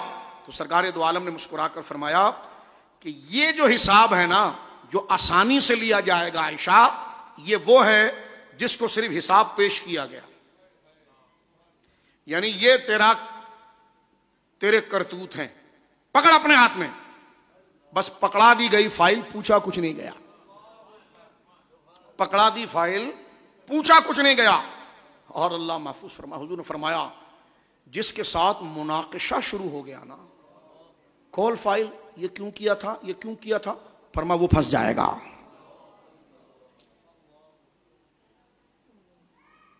فرمایا جس کو صرف حساب دے دیا گیا کہ پکڑ کے کھڑے ہو جائے ادھر, اور رب نہ پوچھے, یہ حساباً یسیرا ہے, یہ اس پر آسان ہے. اور فرمایا جس کے ساتھ مناقشہ شروع ہو جائے, مباحثہ شروع ہو جائے, کھول یہ فلاں وقت نے رات کو کیا کام کیا تھا, دن میں کیا کام کیا تھا, لوگوں کے ساتھ کیا, جس سے مناقشہ شروع ہو گیا پھر وہ رکے گا نہیں سلسلہ. اللہ اکبر. اور یہ وہ چیز ہے جو پھنس جائے گا. اور سورہ رعد میں جو فرمایا گیا نا کہ وہ حساب سے ڈرتے ہیں, وہ اسی مناقشہ پوچھ گوچھ والے حساب سے ڈرتے ہیں. اللہ ہم پر فضل کر دے. یا اللہ تو قادر مطلق ہے, تو نے جب ان آیات کو پڑھنے کی توفیق دے دی, یا اللہ دل کو زبان پر لانے پر ہم قادر نہیں, اس کو چلا دیتے ہیں تیری مرضی سے. تو بنجر علاقے کو سبزہ زار کر دیتا ہے, تو یہ یوں بیکار چلی ہوئی زبان کو دل کے موافق کر دے مولا, اخلاص دے دے. اگر تیری مرضی نہیں ہوتی مولا تو ہم یہاں بیٹھتے بھی نہیں, بات بھی نہیں کرتے. یا اللہ تیرے کئی نیک بندے اس میں موجود ہیں, ہمیں موت پر یقین ہے, یقین کیوں نہ ہو, سامنے قبریں موجود ہوتی ہیں. یا اللہ یہ خوف اور ہمیشہ یہ یاد ہمارے دلوں میں رکھ جو اہل ایمان کا طریقہ یہاں پر ذکر کیا گیا کہ وَيَخَافُونَ سُوءَ الْحِسَابِ, وہ رب کے حضور پوچھ گوچھ والے حساب سے ڈرتے ہیں. یہ آیت نمبر 21 ختم ہوئی. آگے فرما وَالَّذِينَ صَبَرُوا ابْتِغَاءَ وَجْهِ رَبِّهِمْ. توجہ کیجیے, یہ ایک اور صفت آئی. پہلی صفت عہد نہیں توڑتے, دوسری صفت رشتہ داروں کے ساتھ رشتہ جوڑ کر رکھتے ہیں, تیسری صفت جو بیان کی گئی اور وہ یہ ہے کہ وہ اللہ سے ڈرتے ہیں, ایسا کہ وہ کھلے حساب سے اللہ سے ڈرتے ہیں. اور فرما پھر وہ جو اپنے رب کی رضا کی طلب میں صبر کرتے ہیں. جملہ یہاں صبر نہیں, رب کی رضا کو لینے میں صبر کرتے ہیں. فرمایا والذین صبروا ابتغاء وجہ ربہم, یہ ہے وہ فلسفہ, یہ ہے وہ حقیقت جس میں میچور ہونے کے بعد فرشتہ قریب آ کر کہتا ہے مانگنا, لیلۃ القدر نہیں بھی ہے تو بنا دی جائے گی. اگر یہ باتیں ہمارے اندر اتر جائیں. فرمائیے غور کیجئے میرے دوستو جو تھوڑا وقت رہ گیا. والذین صبروا ابتغاء وجہ ربہم, اور وہ لوگ والذین کر کے بات آ رہی ہے کہ جو عقل مند ہیں وہ لوگ صبر کرتے ہیں, نہیں صبر کرتے ہیں رب کی رضا کو لینے کے لیے. صبر کا معنی ہے رکنا. اس بحث کو بھی ذرا سمجھیے. صبر کا معنی ہے, اصل میں صبر کا معنی ہوتا ہے سٹاپ, رک جانا, رکنا. لیکن کس لیے رکنا؟ یہ حرام کام ہے, یہ ناجائز کام ہے, اس میں ملوث شامل انوالو ہونے سے خود کو روکنا. صرف روکنا نہیں, اس کی رضا مل جائے اس جذبے سے روکنا. یہ ان کی مثال ہے. وہ اس لیے غلط کام سے رکتے ہیں, آنکھوں سے فحش چیزیں, گندی فلمیں, گندے گانے, گندی تصویریں, گندی بولیاں, اپنی زبانوں کو روکتے ہیں, آنکھوں کو روکتے ہیں ان گندے. یہ رکنا ہوا نا, اس کو عربی میں کہتے ہیں صبر. لیکن مومنین کا صبر کیسا ہے؟ فرما رکتے کس لیے ہیں؟ اللہ کی رضا لینے کے لیے کہ دیکھ مولا میں رکا تیرے در سے اور تو مجھ سے راضی ہو جا. اب یہاں پر امام غزالی نے بہت خوبصورت 2-4 جملے بولے ہیں. میں آپ سے کہوں گا, اپنے آپ سے کہوں گا کہ جس طرح آپ نے پہلے بیداری سے اس بات کو سنا, اس کو سنیے. وقت ضائع کرنا بڑی قیمتی چیز ہم سے ضائع نہ ہو جائے. اب آپ سنیے. صبر کے بارے میں دو چار باتیں میں نے صبر کا مفہوم آپ کو بتا دیا. اپنے آپ کو بتاتا ہوں. جو لفظ جو وہ کہتا ہوں استغفر اللہ, اس سے میں خود شامل ہوتا ہوں, کیونکہ ہم شامل ہیں سب. کون آپ؟ ہم خود محتاج ہیں. آپ سے بھی پوچھا جائے گا, ہم سے بھی پوچھا جائے گا. تو اللہ کے حضور توبہ کرتے ہیں اس بات سے کہ آپ کو کہا, ہم سب اس میں شامل ہیں. اللہ ہم سب کو عمل کی توفیق دے. اس میں صبر کا مفہوم سمجھ لیجئے میری بہنیں میرے بھائی, ذرا سمجھیں اس چیز کو. آج مہنگائی بہت ہو گئی ہے, پریشانی بہت ہو گئی ہے, حالات خراب ہو رہے ہیں, اسلام دشمن ہم پر حکمران بن گئے ہیں, قانون کا قلم ان چوروں دجالوں کے ہاتھ میں آ گیا ہے, بڑے حالات خراب ہیں. یہ آیت کو ذرا ٹک کر سمجھ لیجئے. وہ کیا کر رہا ہے کیا نہیں کر رہا ہے, ہماری تھوڑی سی زندگی رہ گئی, ہم نے وفا پر زندگی گزارنی ہے. صبر کا معنی بتا دیا ہے, بچے بھی سن لیں, اسکول کالج یونیورسٹیوں کے جو بچے بیٹھے ہیں وہ بھی سن لیں. صبر کا معنی ہے رکنا. گندی چیزوں کو اپنی آنکھوں سے, گندی فلمیں, گندی تصویریں, گندے لوگ, روکنا. یہ روکنا کیا ہوا؟ صبر. گندے گانے, گندے فوش چیزیں, گانے بجانے, اپنے کان کو روکنا, یہ کیا ہوا؟ رکنا. کیا ہوا؟ رکنا کیا ہوا؟ صبر. گالی گلوچ, حسد بغض, اسے روکا. تو یہ رکنا کیا ہوا؟ صبر. رکنا صبر ہوا. صبر جب تک نہیں ہو سکتا جب تک یقین نہ آئے. آپ رکتے کب ہیں؟ جب آپ کو یقین ہوتا ہے اس سے نقصان ہو جائے گا. کیونکہ صبر خود سے کچھ نہیں ہوتا, یہ یقین کا پھل ہوتا ہے. آپ موٹر سائیکل گاڑی چلا رہے ہیں, آگے کھڈا کھدا ہوا ہے, آپ کو یقین ہے کہ گر جاؤں گا, تو آپ رک گئے, یہ صبر ہے. خود سے نہیں رکے گا, بندہ یقین سے رکتا ہے. تو اس بات پر یقین ہو کہ میرا رب دیکھ رہا ہے اور میں نے اس سے رضا لینی ہے, صبر ہو گیا. یہ شرعی صبر ہے. اب آپ آ جائیے, امام غزالی کے چند قیمتی جملے ہیں جو میری اور آپ کی زندگی کو بدل دیں گے اور صراط مستقیم پر لے آئیں گے اگر میں اور آپ یہ سمجھ گئے. امام غزالی کی بات کا خلاصہ پیش کرتا ہوں. فرماتے ہیں نقصانات اور مصیبتوں پر صبر کرنا کئی طریقوں سے ہوتا ہے. ایک اس لیے کہ لوگ اس کی تحسین کریں اور یہ کہیں کہ اس شخص کا کتنا حوصلہ ہے, اس بات سے بھی اپنے آپ کو روکے رکھنا. اس نے کتنے بڑے غم کو کس قدر آسانی سے برداشت کر لیا, اس کی امید ہی نہیں رکھنا. پروٹوکول آ رہے ہیں تو جو کھڑے ہو جا, کیوں کھڑے؟ اور میں آپ سے آج کہتا ہوں جب ہم آئیں کھڑا نہ ہوا کریں, آپ بیٹھے رہیں. ان العزت للہ جمیعا, نہ کھڑا ہوا کریں, یہ بہتر طریقہ نہیں ہے. بیٹھا رہا کریں, بیٹھے رہا کریں, نہ کھڑا ہوا کریں. نعت شریف چل رہی ہے تو چلتی رہے گی, اہم وہ ہے. ہم چل رہی ہے تو یہ کلچر تھوڑا چینج کریں, بیٹھ جایا کریں, بیٹھے رہیں. ہاں اگر کوئی شخص یہ سمجھے کہ جناب میں آ رہا ہوں اور لوگ میرے استقبال میں کھڑے ہوں, معاذ اللہ, فرمایا اس نے اپنے ٹھکانہ تکبر میں جہنم بنایا. اب اس کا دوسرا رخ یہ ہے کہ اگر کوئی شخص کسی کے علم اور توقیر کو اللہ کی رضا کے لیے قدر میں کھڑا ہوا, احسان کیا, تو وہ اجر کا باعث ہے. یہ دونوں پہلو میں نے آپ کے سامنے پیش کیے. لیکن ہم اس لائق نہیں, ہم آپ سے کہیں گے ہماری آمد میں نہ کھڑا ہوا کریں, حضور کے سلام میں کھڑو. فرمایا تیسرا اس لیے کہ اگر اس نے اپنے رنج اور غم کا اظہار کیا تو اس کے دشمنوں کو پتہ چل جائے گا, اس لیے وہ اس نے صبر کیا. یہ تیسری قسم. آپ یہ قسمیں صرف گنتے چلیں. اس لیے کہ لوگ کہیں گے بڑا حوصلہ والا یار, ایک اس لیے اس نے صبر کیا. دوسرا یہ کہ میں صبر اس لیے کروں کہ لوگ کہیں بڑا حوصلہ والا ہوں میں, اور لوگ مجھے داد دیں اور تعریف کریں کہ بڑے حوصلے والے ہیں. اس نیت سے صبر کر رہا. ایک اس نیت سے صبر کر رہا ہے کہ اگر میں صبر نہیں کروں گا تو لوگ شکایتیں کریں گے, اس نیت سے لوگ. دو, اس نیت سے صبر کر رہا ہے کہ میرا دشمن کو پتا چل جائے گا اور وہ میرے خلاف تشہیر کرے گا. 3 فرمایا یہ جو, اور چوتھا یہ کہ یہ علم ہے کہ اگر اس نے اظہار غم کیا اور چیخ و پکار کیا تو اس کو کوئی فائدہ بھی نہیں ہے. 4 ان چاروں میں اللہ کا ذکر کہیں نہیں تھا. یہ چاروں چیزیں فضول ہے, اس پر کوئی ثواب نہیں ہے. اور ہمارا صبر ہوتا یہی ہے. یہ چوری پکڑیں, ہمارا صبر یہی ہوتا ہے, ان چاروں میں سے ایک ہوتا ہے. اور امام غزالی لکھتے ہیں اس پر کوئی اجر نہیں ہے, کیونکہ یہ صبر اللہ کے لیے نہیں ہے. کیونکہ کیا بات قرآن نے کی. قرآن کہتا ہے وہ صبر کرتے ہیں ابتغاء وجہ ربہم, وہ اللہ کی رضا لینے کے لیے کرتے ہیں. اور یہاں رب کی رضا کہیں پر بھی نہیں تھی، یہاں پھر صرف جناب جو ہے وہ لوگ لوگ لوگ لوگ لوگ لوگ لوگ لوگ اور یہی صبر میرا اور آپ کا ہوتا ہے، اور ہم خوش فہمی میں ہوتے ہیں کہ جناب ہم بہت نیک ہو گئے. فرمایا اس پر اجر نہیں ہے. فرمایا کمال امام غزالی، کیونکہ یہ باریک لوگ ہیں نا، باریک سمجھتے ہیں، اللہ ان کی قبر پر رحمت اتارے. اور جن محدثین نے ان بات کو آگے پہنچایا، اللہ ان کی قبر پر رحمت اتارے. کہ کتنے ہمارے مخلص ہیں، دیکھیں ہمارا سودا خراب ہو رہا ہے، انہوں نے بتا دیا کہ بچا لو اپنے آپ کو.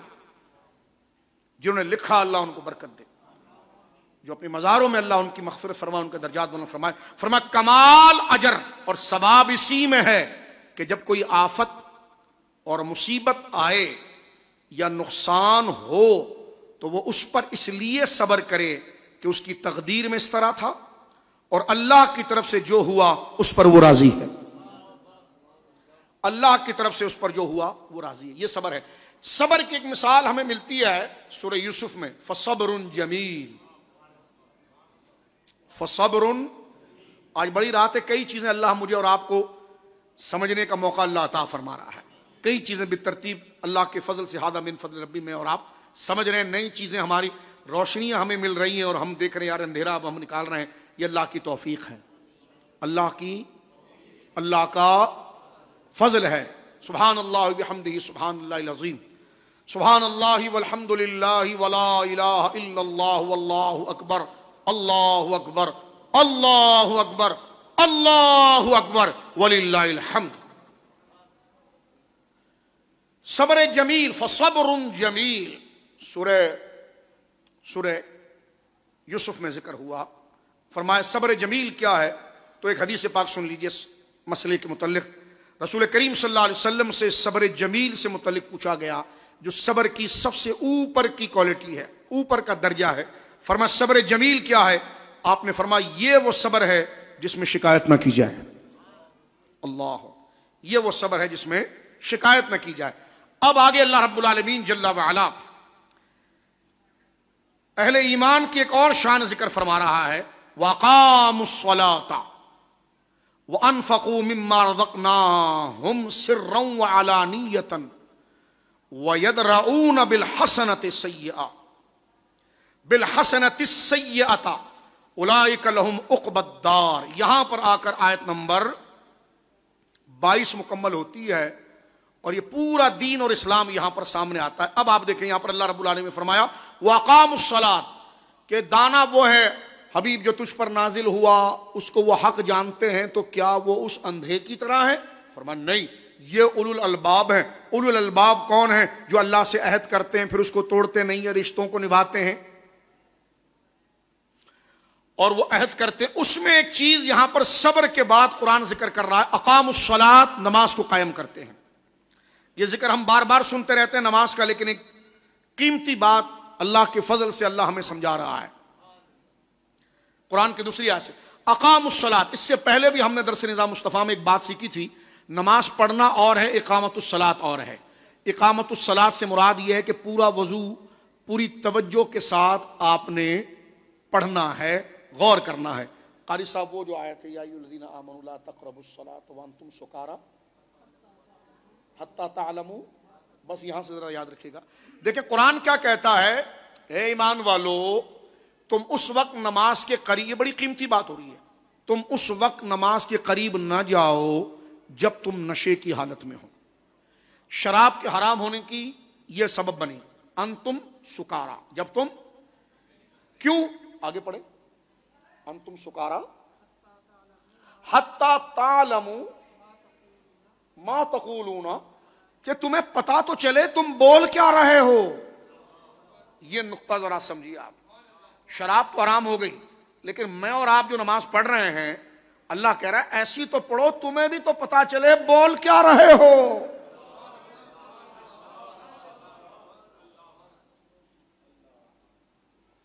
میری اور آپ کی نماز یہ کہ ہمیں پتہ ہی نہیں ہمارا رب کو کیا بول رہے ہیں. ادھر رب نے کیا فرمایا، پھر بڑی قاری صاحب مبارک کلام، یا ایھا الذین آمنوا حتی تعلموا ما تقولون، حتی تعلموا ما تقولون. یہ تو کم سے کم تم نشے کی حالت میں نماز نہ پڑھو. چلو یہ آیت اس وقت اتری میرے بڑے بھائیوں بزرگوں بچوں جس وقت اللہ نے شراب کو حرام کرنا تھا، لیکن فرمایا کہ کیوں شراب میں خرابی کیا تھی کہ تم رب سے کیا کہہ رہے ہو، تمہیں پتا بھی ہے آج میں اور تو نماز پڑھ رہے ہیں میرے بھائی، ہمیں پتا ہے ہم الحمدللہ رب العالمین میں کیا کہہ رہے ہیں رب کو، سبحان ربی العظیم میں نے اور آپ نے رب کو کیا کہا، کچھ نہیں پتا، معنی ہی نہیں پتا، مراد ہی نہیں پتا۔ تو اقامت الصلاۃ یہ ہے کہ تجھے پتا ہو کہ تو رب کو بول کیا رہا ہے۔ یہ میٹرک کی اپلیکیشن نہیں ہے جو تو نے رٹا لگایا ہے، یہ تیری رب سے باتیں ہیں، صرف انگریزی کے رٹے لگا دیے ہیں یا عربی کے رٹے تو نے لگا دیے ہیں اور تجھے پتا ہی نہیں تو رب کو بول کیا رہا ہے۔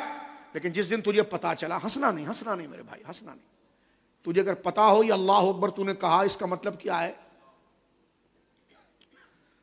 سبحانک اللہم و بحمدک اس کا مطلب کیا ہے، الحمدللہ رب العالمین کا مطلب کیا ہے، سبحان رب العظیم کا مطلب کیا ہے، سبحان رب الاعلی کا مطلب کیا ہے، التحیات للہ اس کا مطلب کیا ہے۔ اگر پتا ہو تو بندے کو یاد رہے۔ نماز کی کتابیں ملتی ہیں، موبائل جو اتنا خوبصورت آپ کے ہاتھ میں، یہ ایک نعمت بھی ہے، اس کو نعمت بنا کر رکھیں۔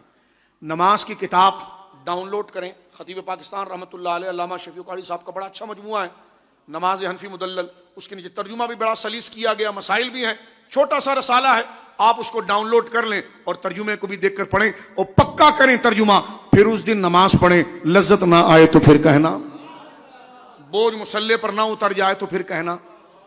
تو اللہ کیا کہتا ہے، نمازوں کو قائم کرتے ہیں۔ اقامت الصلاۃ کا معنی ہے کچھ پتا تو ہو کیا بات ہو رہی ہے۔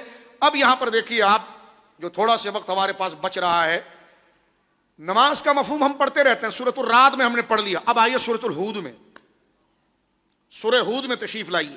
سورہ ہود کی آیت نمبر 114 ہے میرے بزرگوں، اللہ فرما رہا واقیم الصلاۃ طرف النہار وزلفا من اللیل، اللہ فرما رہا ہے اور دن کے دونوں طرفوں میں ابتدائی رات کے کچھ حصوں میں نماز ادا کرو، کیوں؟ ان الحسنات یذہبن السیئات، اس لیے نیکیاں جو ہیں وہ گناہوں کو مٹا دیتی ہیں۔ یہاں ارشاد ہو رہا ہے کہ دن کے دونوں طرفوں میں اور ابتدائی رات میں نماز قائم کرو، کیونکہ بے شک نیکیاں جو ہیں وہ گناہوں کو مٹا دیتی ہیں۔ یہ آیت جب آئی تو اس پر حضرت عبداللہ ابن عباس اور کثیر تعداد میں صحابہ اور تابعین کہتے ہیں، یہ جو اللہ فرما رہا ہے نا، ان الحسنات یذہبن السیئات، کہ اللہ رب العالمین کے حضور نیکی کے کام کرنا، جو تو نے گناہ کیا فوراً نیکی کا کام کر، یہ نیکی کا کام گناہ کو مٹا دیتا ہے۔ تو اس نیکی سے مراد کیا ہے؟ نماز، کھانا کھلانا، یہ وہ سب اپنی جگہ پر اچھا ہے، لیکن اصل اس آیت میں مراد کیا ہے؟ کیا ہے بولیے؟ نماز۔ حضرت سیدنا ابو ہریرہ، بخاری شریف کی حدیث سن لیجیے، حضرت ابو ہریرہ کہتے ہیں میں نے رسول کریم صلی اللہ علیہ وسلم کو، یہ 3-4 حدیثیں ذرا توجہ سے سنیے گا، میں بھی آپ کے ساتھ شریک ہوں، اللہ ہم تمام کے دلوں کو بیدار فرمائیں۔ 2 حدیث مبارکہ وہ ہے جو ہم اکثر سنتے ہیں، اس کو تازہ کیجیے، ایک حدیث پاک سنیے، میری بہنیں بھی توجہ کریں۔ حضرت ابو ہریرہ رضی اللہ تعالیٰ بیان کرتے ہیں کہ رسول کریم صلی اللہ علیہ وسلم کو یہ فرماتے ہوئے سنا ہے کہ یہ بتاؤ، اگر میں تم میں سے کسی کے دروازے پر اگر ایک نہر ہو، حضور فرماتے ہیں اگر تم میں سے کسی کے دروازے پر ایک نہر ہو جس میں ہر روز دن میں 5 مرتبہ غسل کرتا ہو، تو تم کیا کہتے ہو میرے صحابہ، کیا اس کے بدن پر میل باقی رہے گا؟ صحابہ نے کہا اس کے بدن پر کوئی میل باقی نہیں رہے گا۔ آپ نے فرمایا 5 نمازوں کی ایسی ہی مثال ہے، اللہ تعالیٰ ان کی وجہ سے اس کے گناہوں کو مٹا دیتا ہے۔ یہ رسول کریم نے فرمایا، صادق المصدوق نے فرمایا، ہمارے سب سے بڑے مخلص اور ہمارے شفیع اور مہربان نے فرمایا۔ دوسری حدیث پاک کی طرف آئیے، وقت مختصر ہے، میں آگے بڑھتا ہوں بغیر تبصرے، یہ بھی بخاری شریف میں ہے۔ یہ بڑی توجہ سنیے گا، حضرت عثمان غنی ذو النورین رضی اللہ تعالیٰ کے غلام بیان کرتے ہیں کہ انہوں نے حضرت عثمان کو دیکھا، حضرت عثمان نے پانی کا ایک برتن منگایا، پھر اس میں سے 3 مرتبہ پانی انڈھیل کر اپنے ہاتھوں کو دھویا، پھر اپنے دائیں ہاتھ پر پانی کو ڈال کر آپ نے کلی فرمائی اور پھر آپ نے ناک میں پانی داخل فرمایا، پھر 3 مرتبہ اپنے چہرے کو دھویا، پھر 3 مرتبہ اپنے ہاتھ کو کوہنیوں سمیت دھویا، پھر اپنے سر کا مسح کیا، پھر 3 مرتبہ اپنے پیروں کو ٹخنوں سمیت دھویا، اور پھر ارشاد فرمایا، رسول اللہ صلی اللہ علیہ وسلم نے فرمایا، جس نے میرے سے وضو کی مثل وضو کیا پھر اس نے 2 رکعت نماز پڑھی، اس نماز میں اس نے اپنے آپ سے باتیں نہیں کی، یعنی ادھر ادھر خیال کو نہیں بھٹکایا، تو اس کے اگلے پچھلے سارے گناہ معاف ہو گئے۔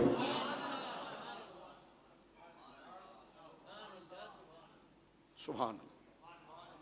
محدثین پر اللہ رحمت اتارے، ہم جیسے کمزوروں کی رعایت کرتے ہوئے فرمایا کہ ہاں جو دھیان خود سے آ جائے وہ اس میں مانے نہیں ہے، دھیان لے کر نہیں جائے گا۔ جو یہاں پر حدیث میں آیا نا کہ جو اس نے اپنے آپ سے بات نہیں کیا، یعنی جان بوجھ کر دھیان لگانا کھڑکیوں کی طرف، چارپائیوں کی طرف، مسجد کی صفوں کی طرف، جان بوجھ، وہ شخص ایسا نہ کرے۔ خود سے دھیان آ گیا کوشش کرے جھاڑنے کی، لیکن یہ دھیان آ گیا خود سے نہیں آیا، لیکن اس نے وضو اس ترتیب کے ساتھ کیا اور 2 رکعت رب کے حضور پڑھی، پیچھے جتنے گناہ کیے اللہ نے سب کو معاف کر دیا۔ اور اب یہ حدیث پاک آپ ذرا دیکھیے، یہ حدیث پاک مسند امام احمد کے اندر موجود ہے۔ یہ حضرت سلمان فارسی سے فرماتے ہیں، ایک شخص حضرت سلمان فارسی کے ساتھ ایک درخت، ابو عثمان بیان کرتے ہیں کہ میں حضرت سلمان فارسی کے ساتھ ایک درخت کے نیچے کھڑا تھا، اور حضرت سلمان فارسی نے ایک خشک ٹہنی لکڑی کو پکڑ کر زور زور سے ہلانا شروع کیا، حتیٰ کہ اس کے پتے جھڑنے لگے۔ پھر کہا، اے ابو عثمان، تم مجھ سے پوچھتے نہیں کہ میں ایسا کیوں کر رہا ہوں؟ میں نے کہا، آپ ایسا کیوں کر رہے ہیں؟ تو انہوں نے کہا، جب مسلمان وضو کرتا ہے اور اچھی طرح وضو کرتا ہے، پھر 5 نمازیں پڑھتا ہے، تو اس کے گناہ اس طرح جھڑتے ہیں جس طرح یہ پتے جھڑ رہے ہیں۔ اور پھر آپ نے سورہ ہود کی یہی آیت تلاوت فرمائی، اور دن کے دونوں طرفوں یعنی ابتدائی رات اور کچھ حصے میں نماز پڑھو، اس لیے کہ ان الحسنات یذہبن السیئات، فرمایا نیکیاں جو ہیں وہ گناہوں کو مٹا دیتی ہے۔ یہ 4تھی حدیث بڑی قابل توجہ ہے، اور اس پر ہم اس والے ٹاپک کو روک دیں گے۔ یہ صحیح مسلم شریف میں موجود ہے۔ حضرت عبداللہ بن مسعود کہتے ہیں، نبی کریم علیہ الصلوۃ والسلام کی خدمت میں ایک آدمی آیا اور اس نے کہا، میں نے مدینے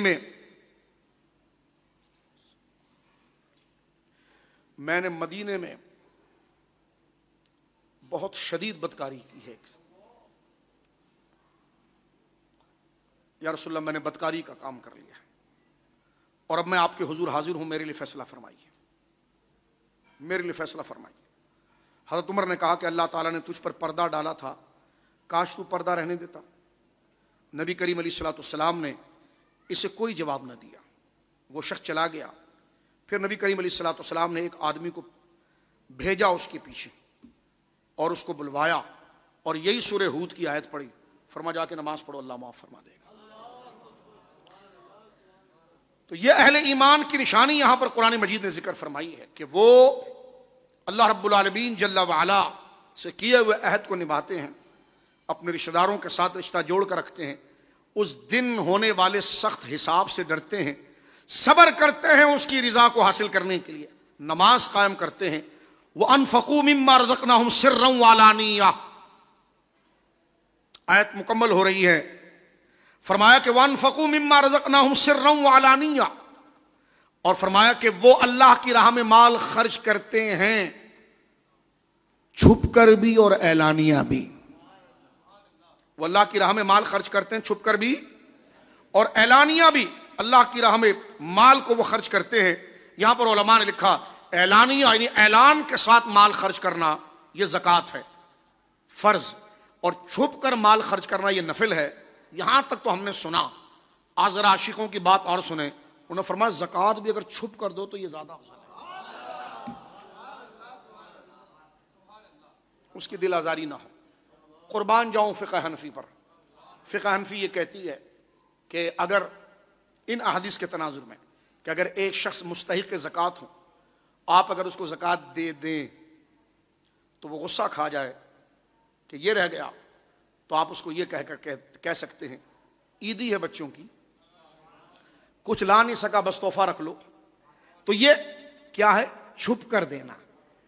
زکوٰۃ اعلانیہ ہی ہے لیکن افضل کیا ہے؟ چھپ کر دینا بغیر بتائے. ارے رکھ لے یار، تو یار ہے. جو دے رہا ہے صرف وہ نیت کرے، کیونکہ زکوٰۃ میں نیت شرط ہے. زکوٰۃ میں دینے والے کی نیت شرط ہے. نیت کا ڈھنڈورا شرط نہیں ہے. نیت کا ڈھنڈورا شرط نہیں ہے، اس میں استخارہ شرط نہیں ہے، اس کے اندر داخل ہو کر اس کا ڈی این اے ٹیسٹ شرط، ایکس رے شرط نہیں ہے، جانوروں کی طرح سامنے بٹھا کر اس کی چیکنگ کرنا شرط نہیں ہے. افضل یہ ہے کہ خاموشی سے دے، اور اگر وہ مستور الحال ہو، ظاہراً وہ لگتا ہو کہ یہ مستحق زکوٰۃ ہے، تو شریعت میں دینے سے زکوٰۃ ادا ہو جائے گی. یہاں پر دیکھیے کیا فرمایا کہ وہ اللہ کی راہ میں دیتے ہیں اعلانیہ بھی اور چھپ کر بھی. اعلانیہ سے مراد فرض ادا کرتے ہیں، چھپنے سے مراد کیا ہے؟ وہ نفل ادا کرتے ہیں. لیکن علماء نے یہاں پر بڑا پیارا نقطہ دلوں کو چھیڑنے کے لیے لیا. فرمایا زکوٰۃ بھی اگر وہ چھپ کر دے تو رب کو زیادہ پسند ہو جاتا ہے کہ اس کی عزت نفس. اب میں مسلم شریف کی ایک روایت پڑھ رہا ہوں آپ کے سامنے. مسلم شریف کتاب الزکوٰۃ میرے سامنے، حدیث نمبر ہے 2276، اور امام مسلم نے باب باندھا ہے. اصل باب امام مسلم نہیں باندھتے، امام نووی باندھتے ہیں. تو باب اس کا یہ کہ فضل اخفاء اس صدقۃ، پوشیدگی کے ساتھ مال خرچ کرنا. اور حدیث پاک لا رہے ہیں حضرت ابو ہریرہ نے فرمایا، نبی کریم نے فرمایا 7 لوگ اس دن اللہ کے سائے تلے ہوں گے جس دن اللہ کے سوا کسی کا سایہ نہیں ہوگا. میدان محشر کی گرمی سے اللہ ہمیں بچائے. رسول کریم فرماتے ہیں 7 یظلہم اللہ فی ظلہ یوم لا ظل الا ظلہ. فرمایا میدان محشر میں گرمی بڑی سخت ہوگی، پسینہ ناک تک آ جائے گا. اللہ اکبر. لوگ پسینوں میں ڈوبے ہوں گے. اس وقت اللہ کے عرش کا سایہ ٹھنڈا سایہ ہوگا، اس کے نیچے 7 بندے سائے کے نیچے آئیں گے. حضور نے فرمایا ان میں سب سے پہلا کون ہے؟ الامام العادل.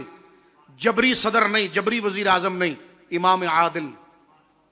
امام عادل، وہ امام، وہ سربراہ، وہ حکمران جس نے قوم کے ساتھ عدل کیا ہو، ان کے دوائیوں کے پیسے نہ کھائے ہوں، ان کے منسپال پیسے نہ کھائے ہوں، ان کے سڑکوں کے پیسے نہ کھائے ہوں، باہر سے ایڈ لے کر خود نہ اینٹا ہو.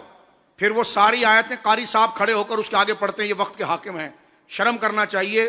تجھے جیل میں ڈال دیں، جیل میں چلے جانا، لیکن قرآن اس کے آگے نہیں پڑھنا، نہیں پڑھنا قرآن. ہم کوئی پارسا نہیں ہے لیکن اعتبار قرآن کی بات کر رہے ہیں. فرمایا جو اللہ کے سائے کے نیچے ہوگا وہ عادل کون؟ وہ پہلا سربراہ کون ہے جو عادل ہوگا، جس نے قوم سے عدل کیا. جیسے فاروق اعظم فرماتے ہیں کہ فرات کے نہر کے کنارے بھی اگر بکری کا بچہ مر جائے تو رب عمر سے پوچھے گا تیری حکومت تھی وہ پیاسا کیسے مر گیا. یا تھر میں ہزاروں بچے مر گئے. کراچی کی صورتحال، گندا پانی، حالات، واٹر بورڈ کو پیسہ جا رہا ہے، ٹیکس جا رہا ہے، پتہ نہیں کیا ہو رہا ہے، معاملات کیا ہو رہے ہیں، ادارے کون چلا رہا ہے. توجہ ہے آپ کی. یہ بات نہیں کروں گا تو حدیث کیسے پتہ چلے گی آپ. فرمایا امام عادل، نیک حکمران. آواز لگاؤ کون؟ ڈبے بدل کرنا ہے، لوگوں کی مرضی سے آئے. نیک حکمران. فرمایا دوسرا کون؟ فرمایا وہ نوجوان، ایک وہ نوجوان جو اللہ تعالیٰ کی عبادت میں مصروف رہتا ہو. 2 جوانی اس کی ہو. بڑھاپے میں تو آؤ گے ہی آؤ گے، لیکن جوانی میں جو آیا، فرمایا جو جوانی میں آیا وہ اللہ کے عرش کے سائے تلے ہوگا. میں مبارکباد پیش کرتا ہوں اپنے دوستوں کو، بھائیوں کو جو کالجوں میں، یونیورسٹیوں میں اور مدرسوں میں نمازوں کو قائم رکھتے ہیں، شریعت کا اعتبار رکھتے ہیں. میں اپنی ان بیٹیاں بہنوں کو کہتا ہوں کہ جو حجاب کے ساتھ پڑھنے جاتی ہیں اور شریعت کے احکام کو رکھتی ہیں، میری ماں سیدہ عائشہ کا صدقہ اللہ ان کو دے، سیدہ زہرا کا صدقہ دے. وہ نوجوان جو اپنے اداروں میں، اپنے آفس میں، اپنے کالج میں، یونیورسٹیوں میں نمازوں کا خیال رکھتے ہیں، حرام و حلال میں فرق رکھتے ہیں اور پڑھتے ہیں، سب کچھ ہیں، لیکن وہ اللہ کے دین سے اس میں تمیز کرتے ہیں، اللہ ان کو علم نافع دے اور اللہ ان کو ان کی دلی خوشیاں عطا فرمائے. تو فرمایا وہ نوجوان کہ جو اللہ کی اطاعت میں مصروف ہو، اور وہ شخص جس کا دل مسجد میں اٹکا ہوا ہو، مسجد میں ہی اس کا دل لگا ہو. کہاں ملیں گے جی؟ مسجد میں ملیں گے. فرمایا تیسرا وہ شخص جو دو شخص آپس میں دور سے ملنے کے لیے آئے، کوئی کام ہے؟ نہیں. کیوں؟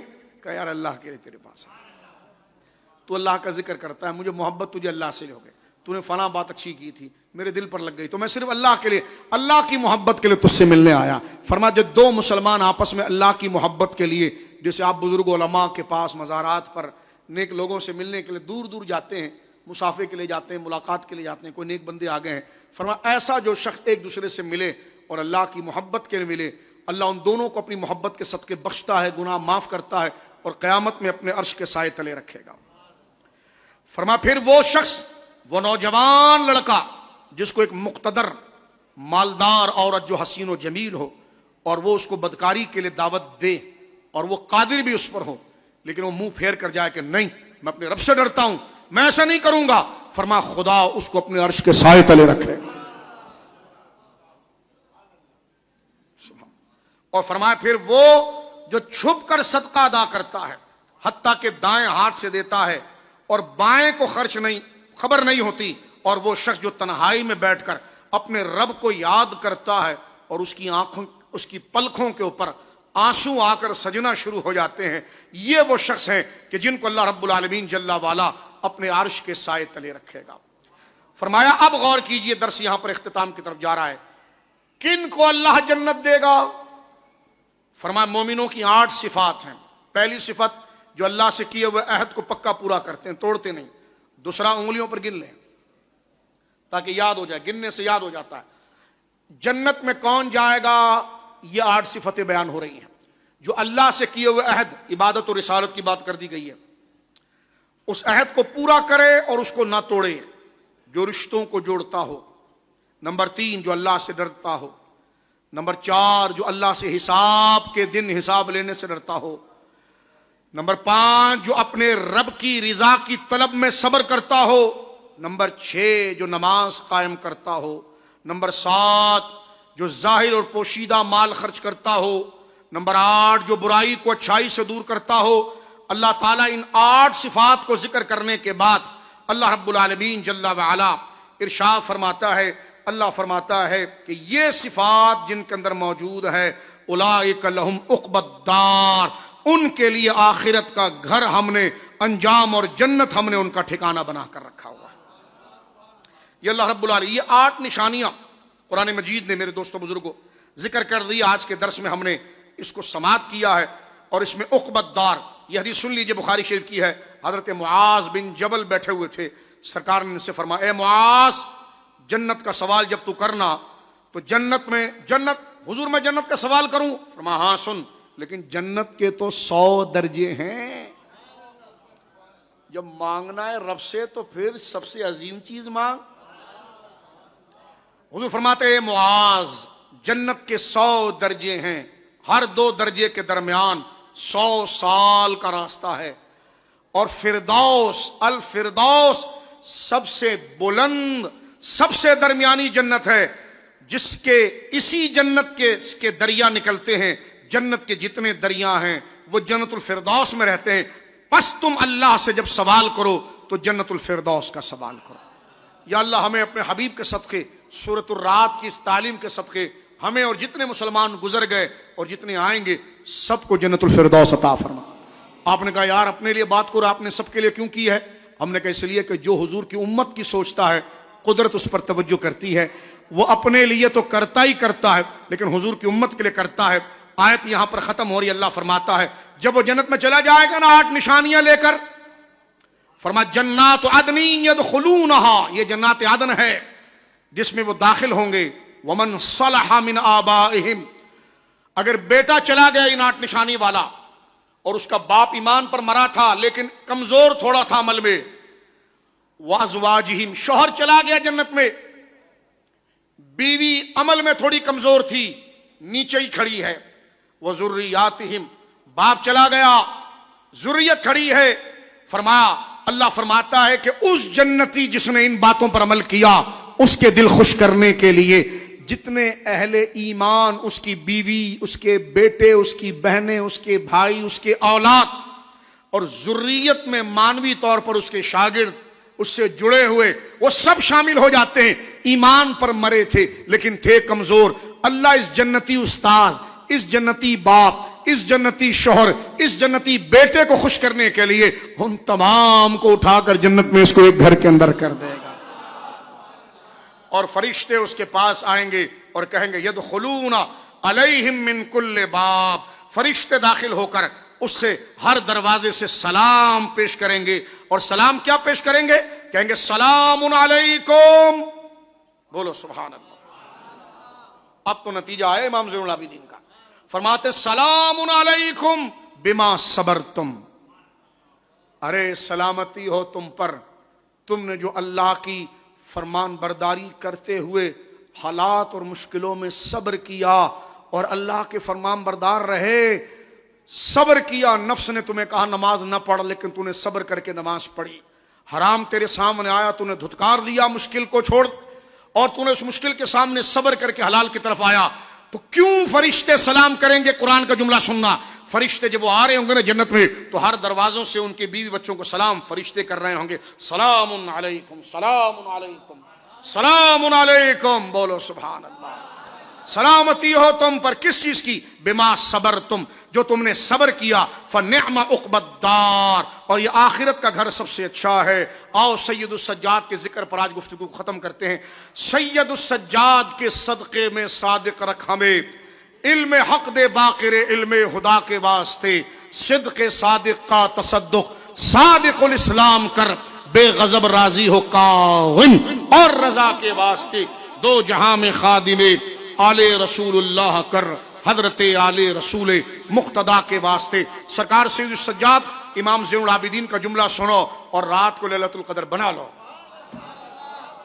یہ میں نے رکھا ہے اللہ کی بارگاہ میں واسطے کے لیے. آخر میں تھا یہ رکھا میں نے، آخر میں تھا کہ ہماری تقریریں اگر کانوں سے بھی اوپر نہیں جا رہی نا، تو جن کا نام آ رہا ہے یہ عرش تک لے جائے گا. سید السجاد حضرت سرکار امام علی رضا، حضرت امام سید السجاد امام زین العابدین، حضرت امام علی بن حسین مریض کربلا رضی اللہ عنہ فرماتے ہیں قیامت کے دن ایک منادی ندا کرے گا، صبر کرنے والے اٹھ کھڑے ہوں. پھر کچھ لوگ کھڑے ہوں گے، ان سے کہا جائے گا جنت کی طرف جاؤ. ان کے راستے میں فرشتے ملیں گے اور کہیں گے کہاں جا رہے ہو؟ وہ کہیں گے جنت کی طرف. فرشتے کہیں گے حساب ہوا نہیں، پہلے ہی جا رہے ہو؟ وہ کہیں گے ہاں، حساب دیا ہی نہیں ہے بھائی، ترازو میزان پر پہنچے نہیں ہو، پہلے ہی جا رہے ہو؟ کہیں گے ہاں کوئی حساب نہیں. رب نے کہا جاؤ جنت میں. جا رہے ہیں. فرشتے پوچھیں گے تم ہو کون لوگ؟ کہا ہم ہیں صبر والے. فرشتے پوچھیں گے تم نے کس پر صبر کیا تھا؟ وہ کہیں گے ہم نے اللہ کی عبادت کرنے پر صبر کیا، ہم نے اللہ کی معصیت اور گناہ سے رکنے پر صبر کیا، ہم نے آفتوں اور مصیبتوں پر صبر کیا، ہم نے فرشتوں. پھر فرشتے ان سے کہیں گے تم جنت میں داخل ہو جاؤ، عمل کرنے والوں کا ایسا ہی اجر ہوتا ہے. پھر فرشتے کہیں گے کیا کہیں گے؟ یہی کہیں گے سلام علیکم بما صبرتم فنعم عقبی الدار. فرشتے کہیں گے تم پر سلامتی ہو کیونکہ تم نے صبر کیا، پس آخرت کا گھر کیسا اچھا ہے، یعنی جنت دنیا کے مقابلے میں کیسی اچھی ہے.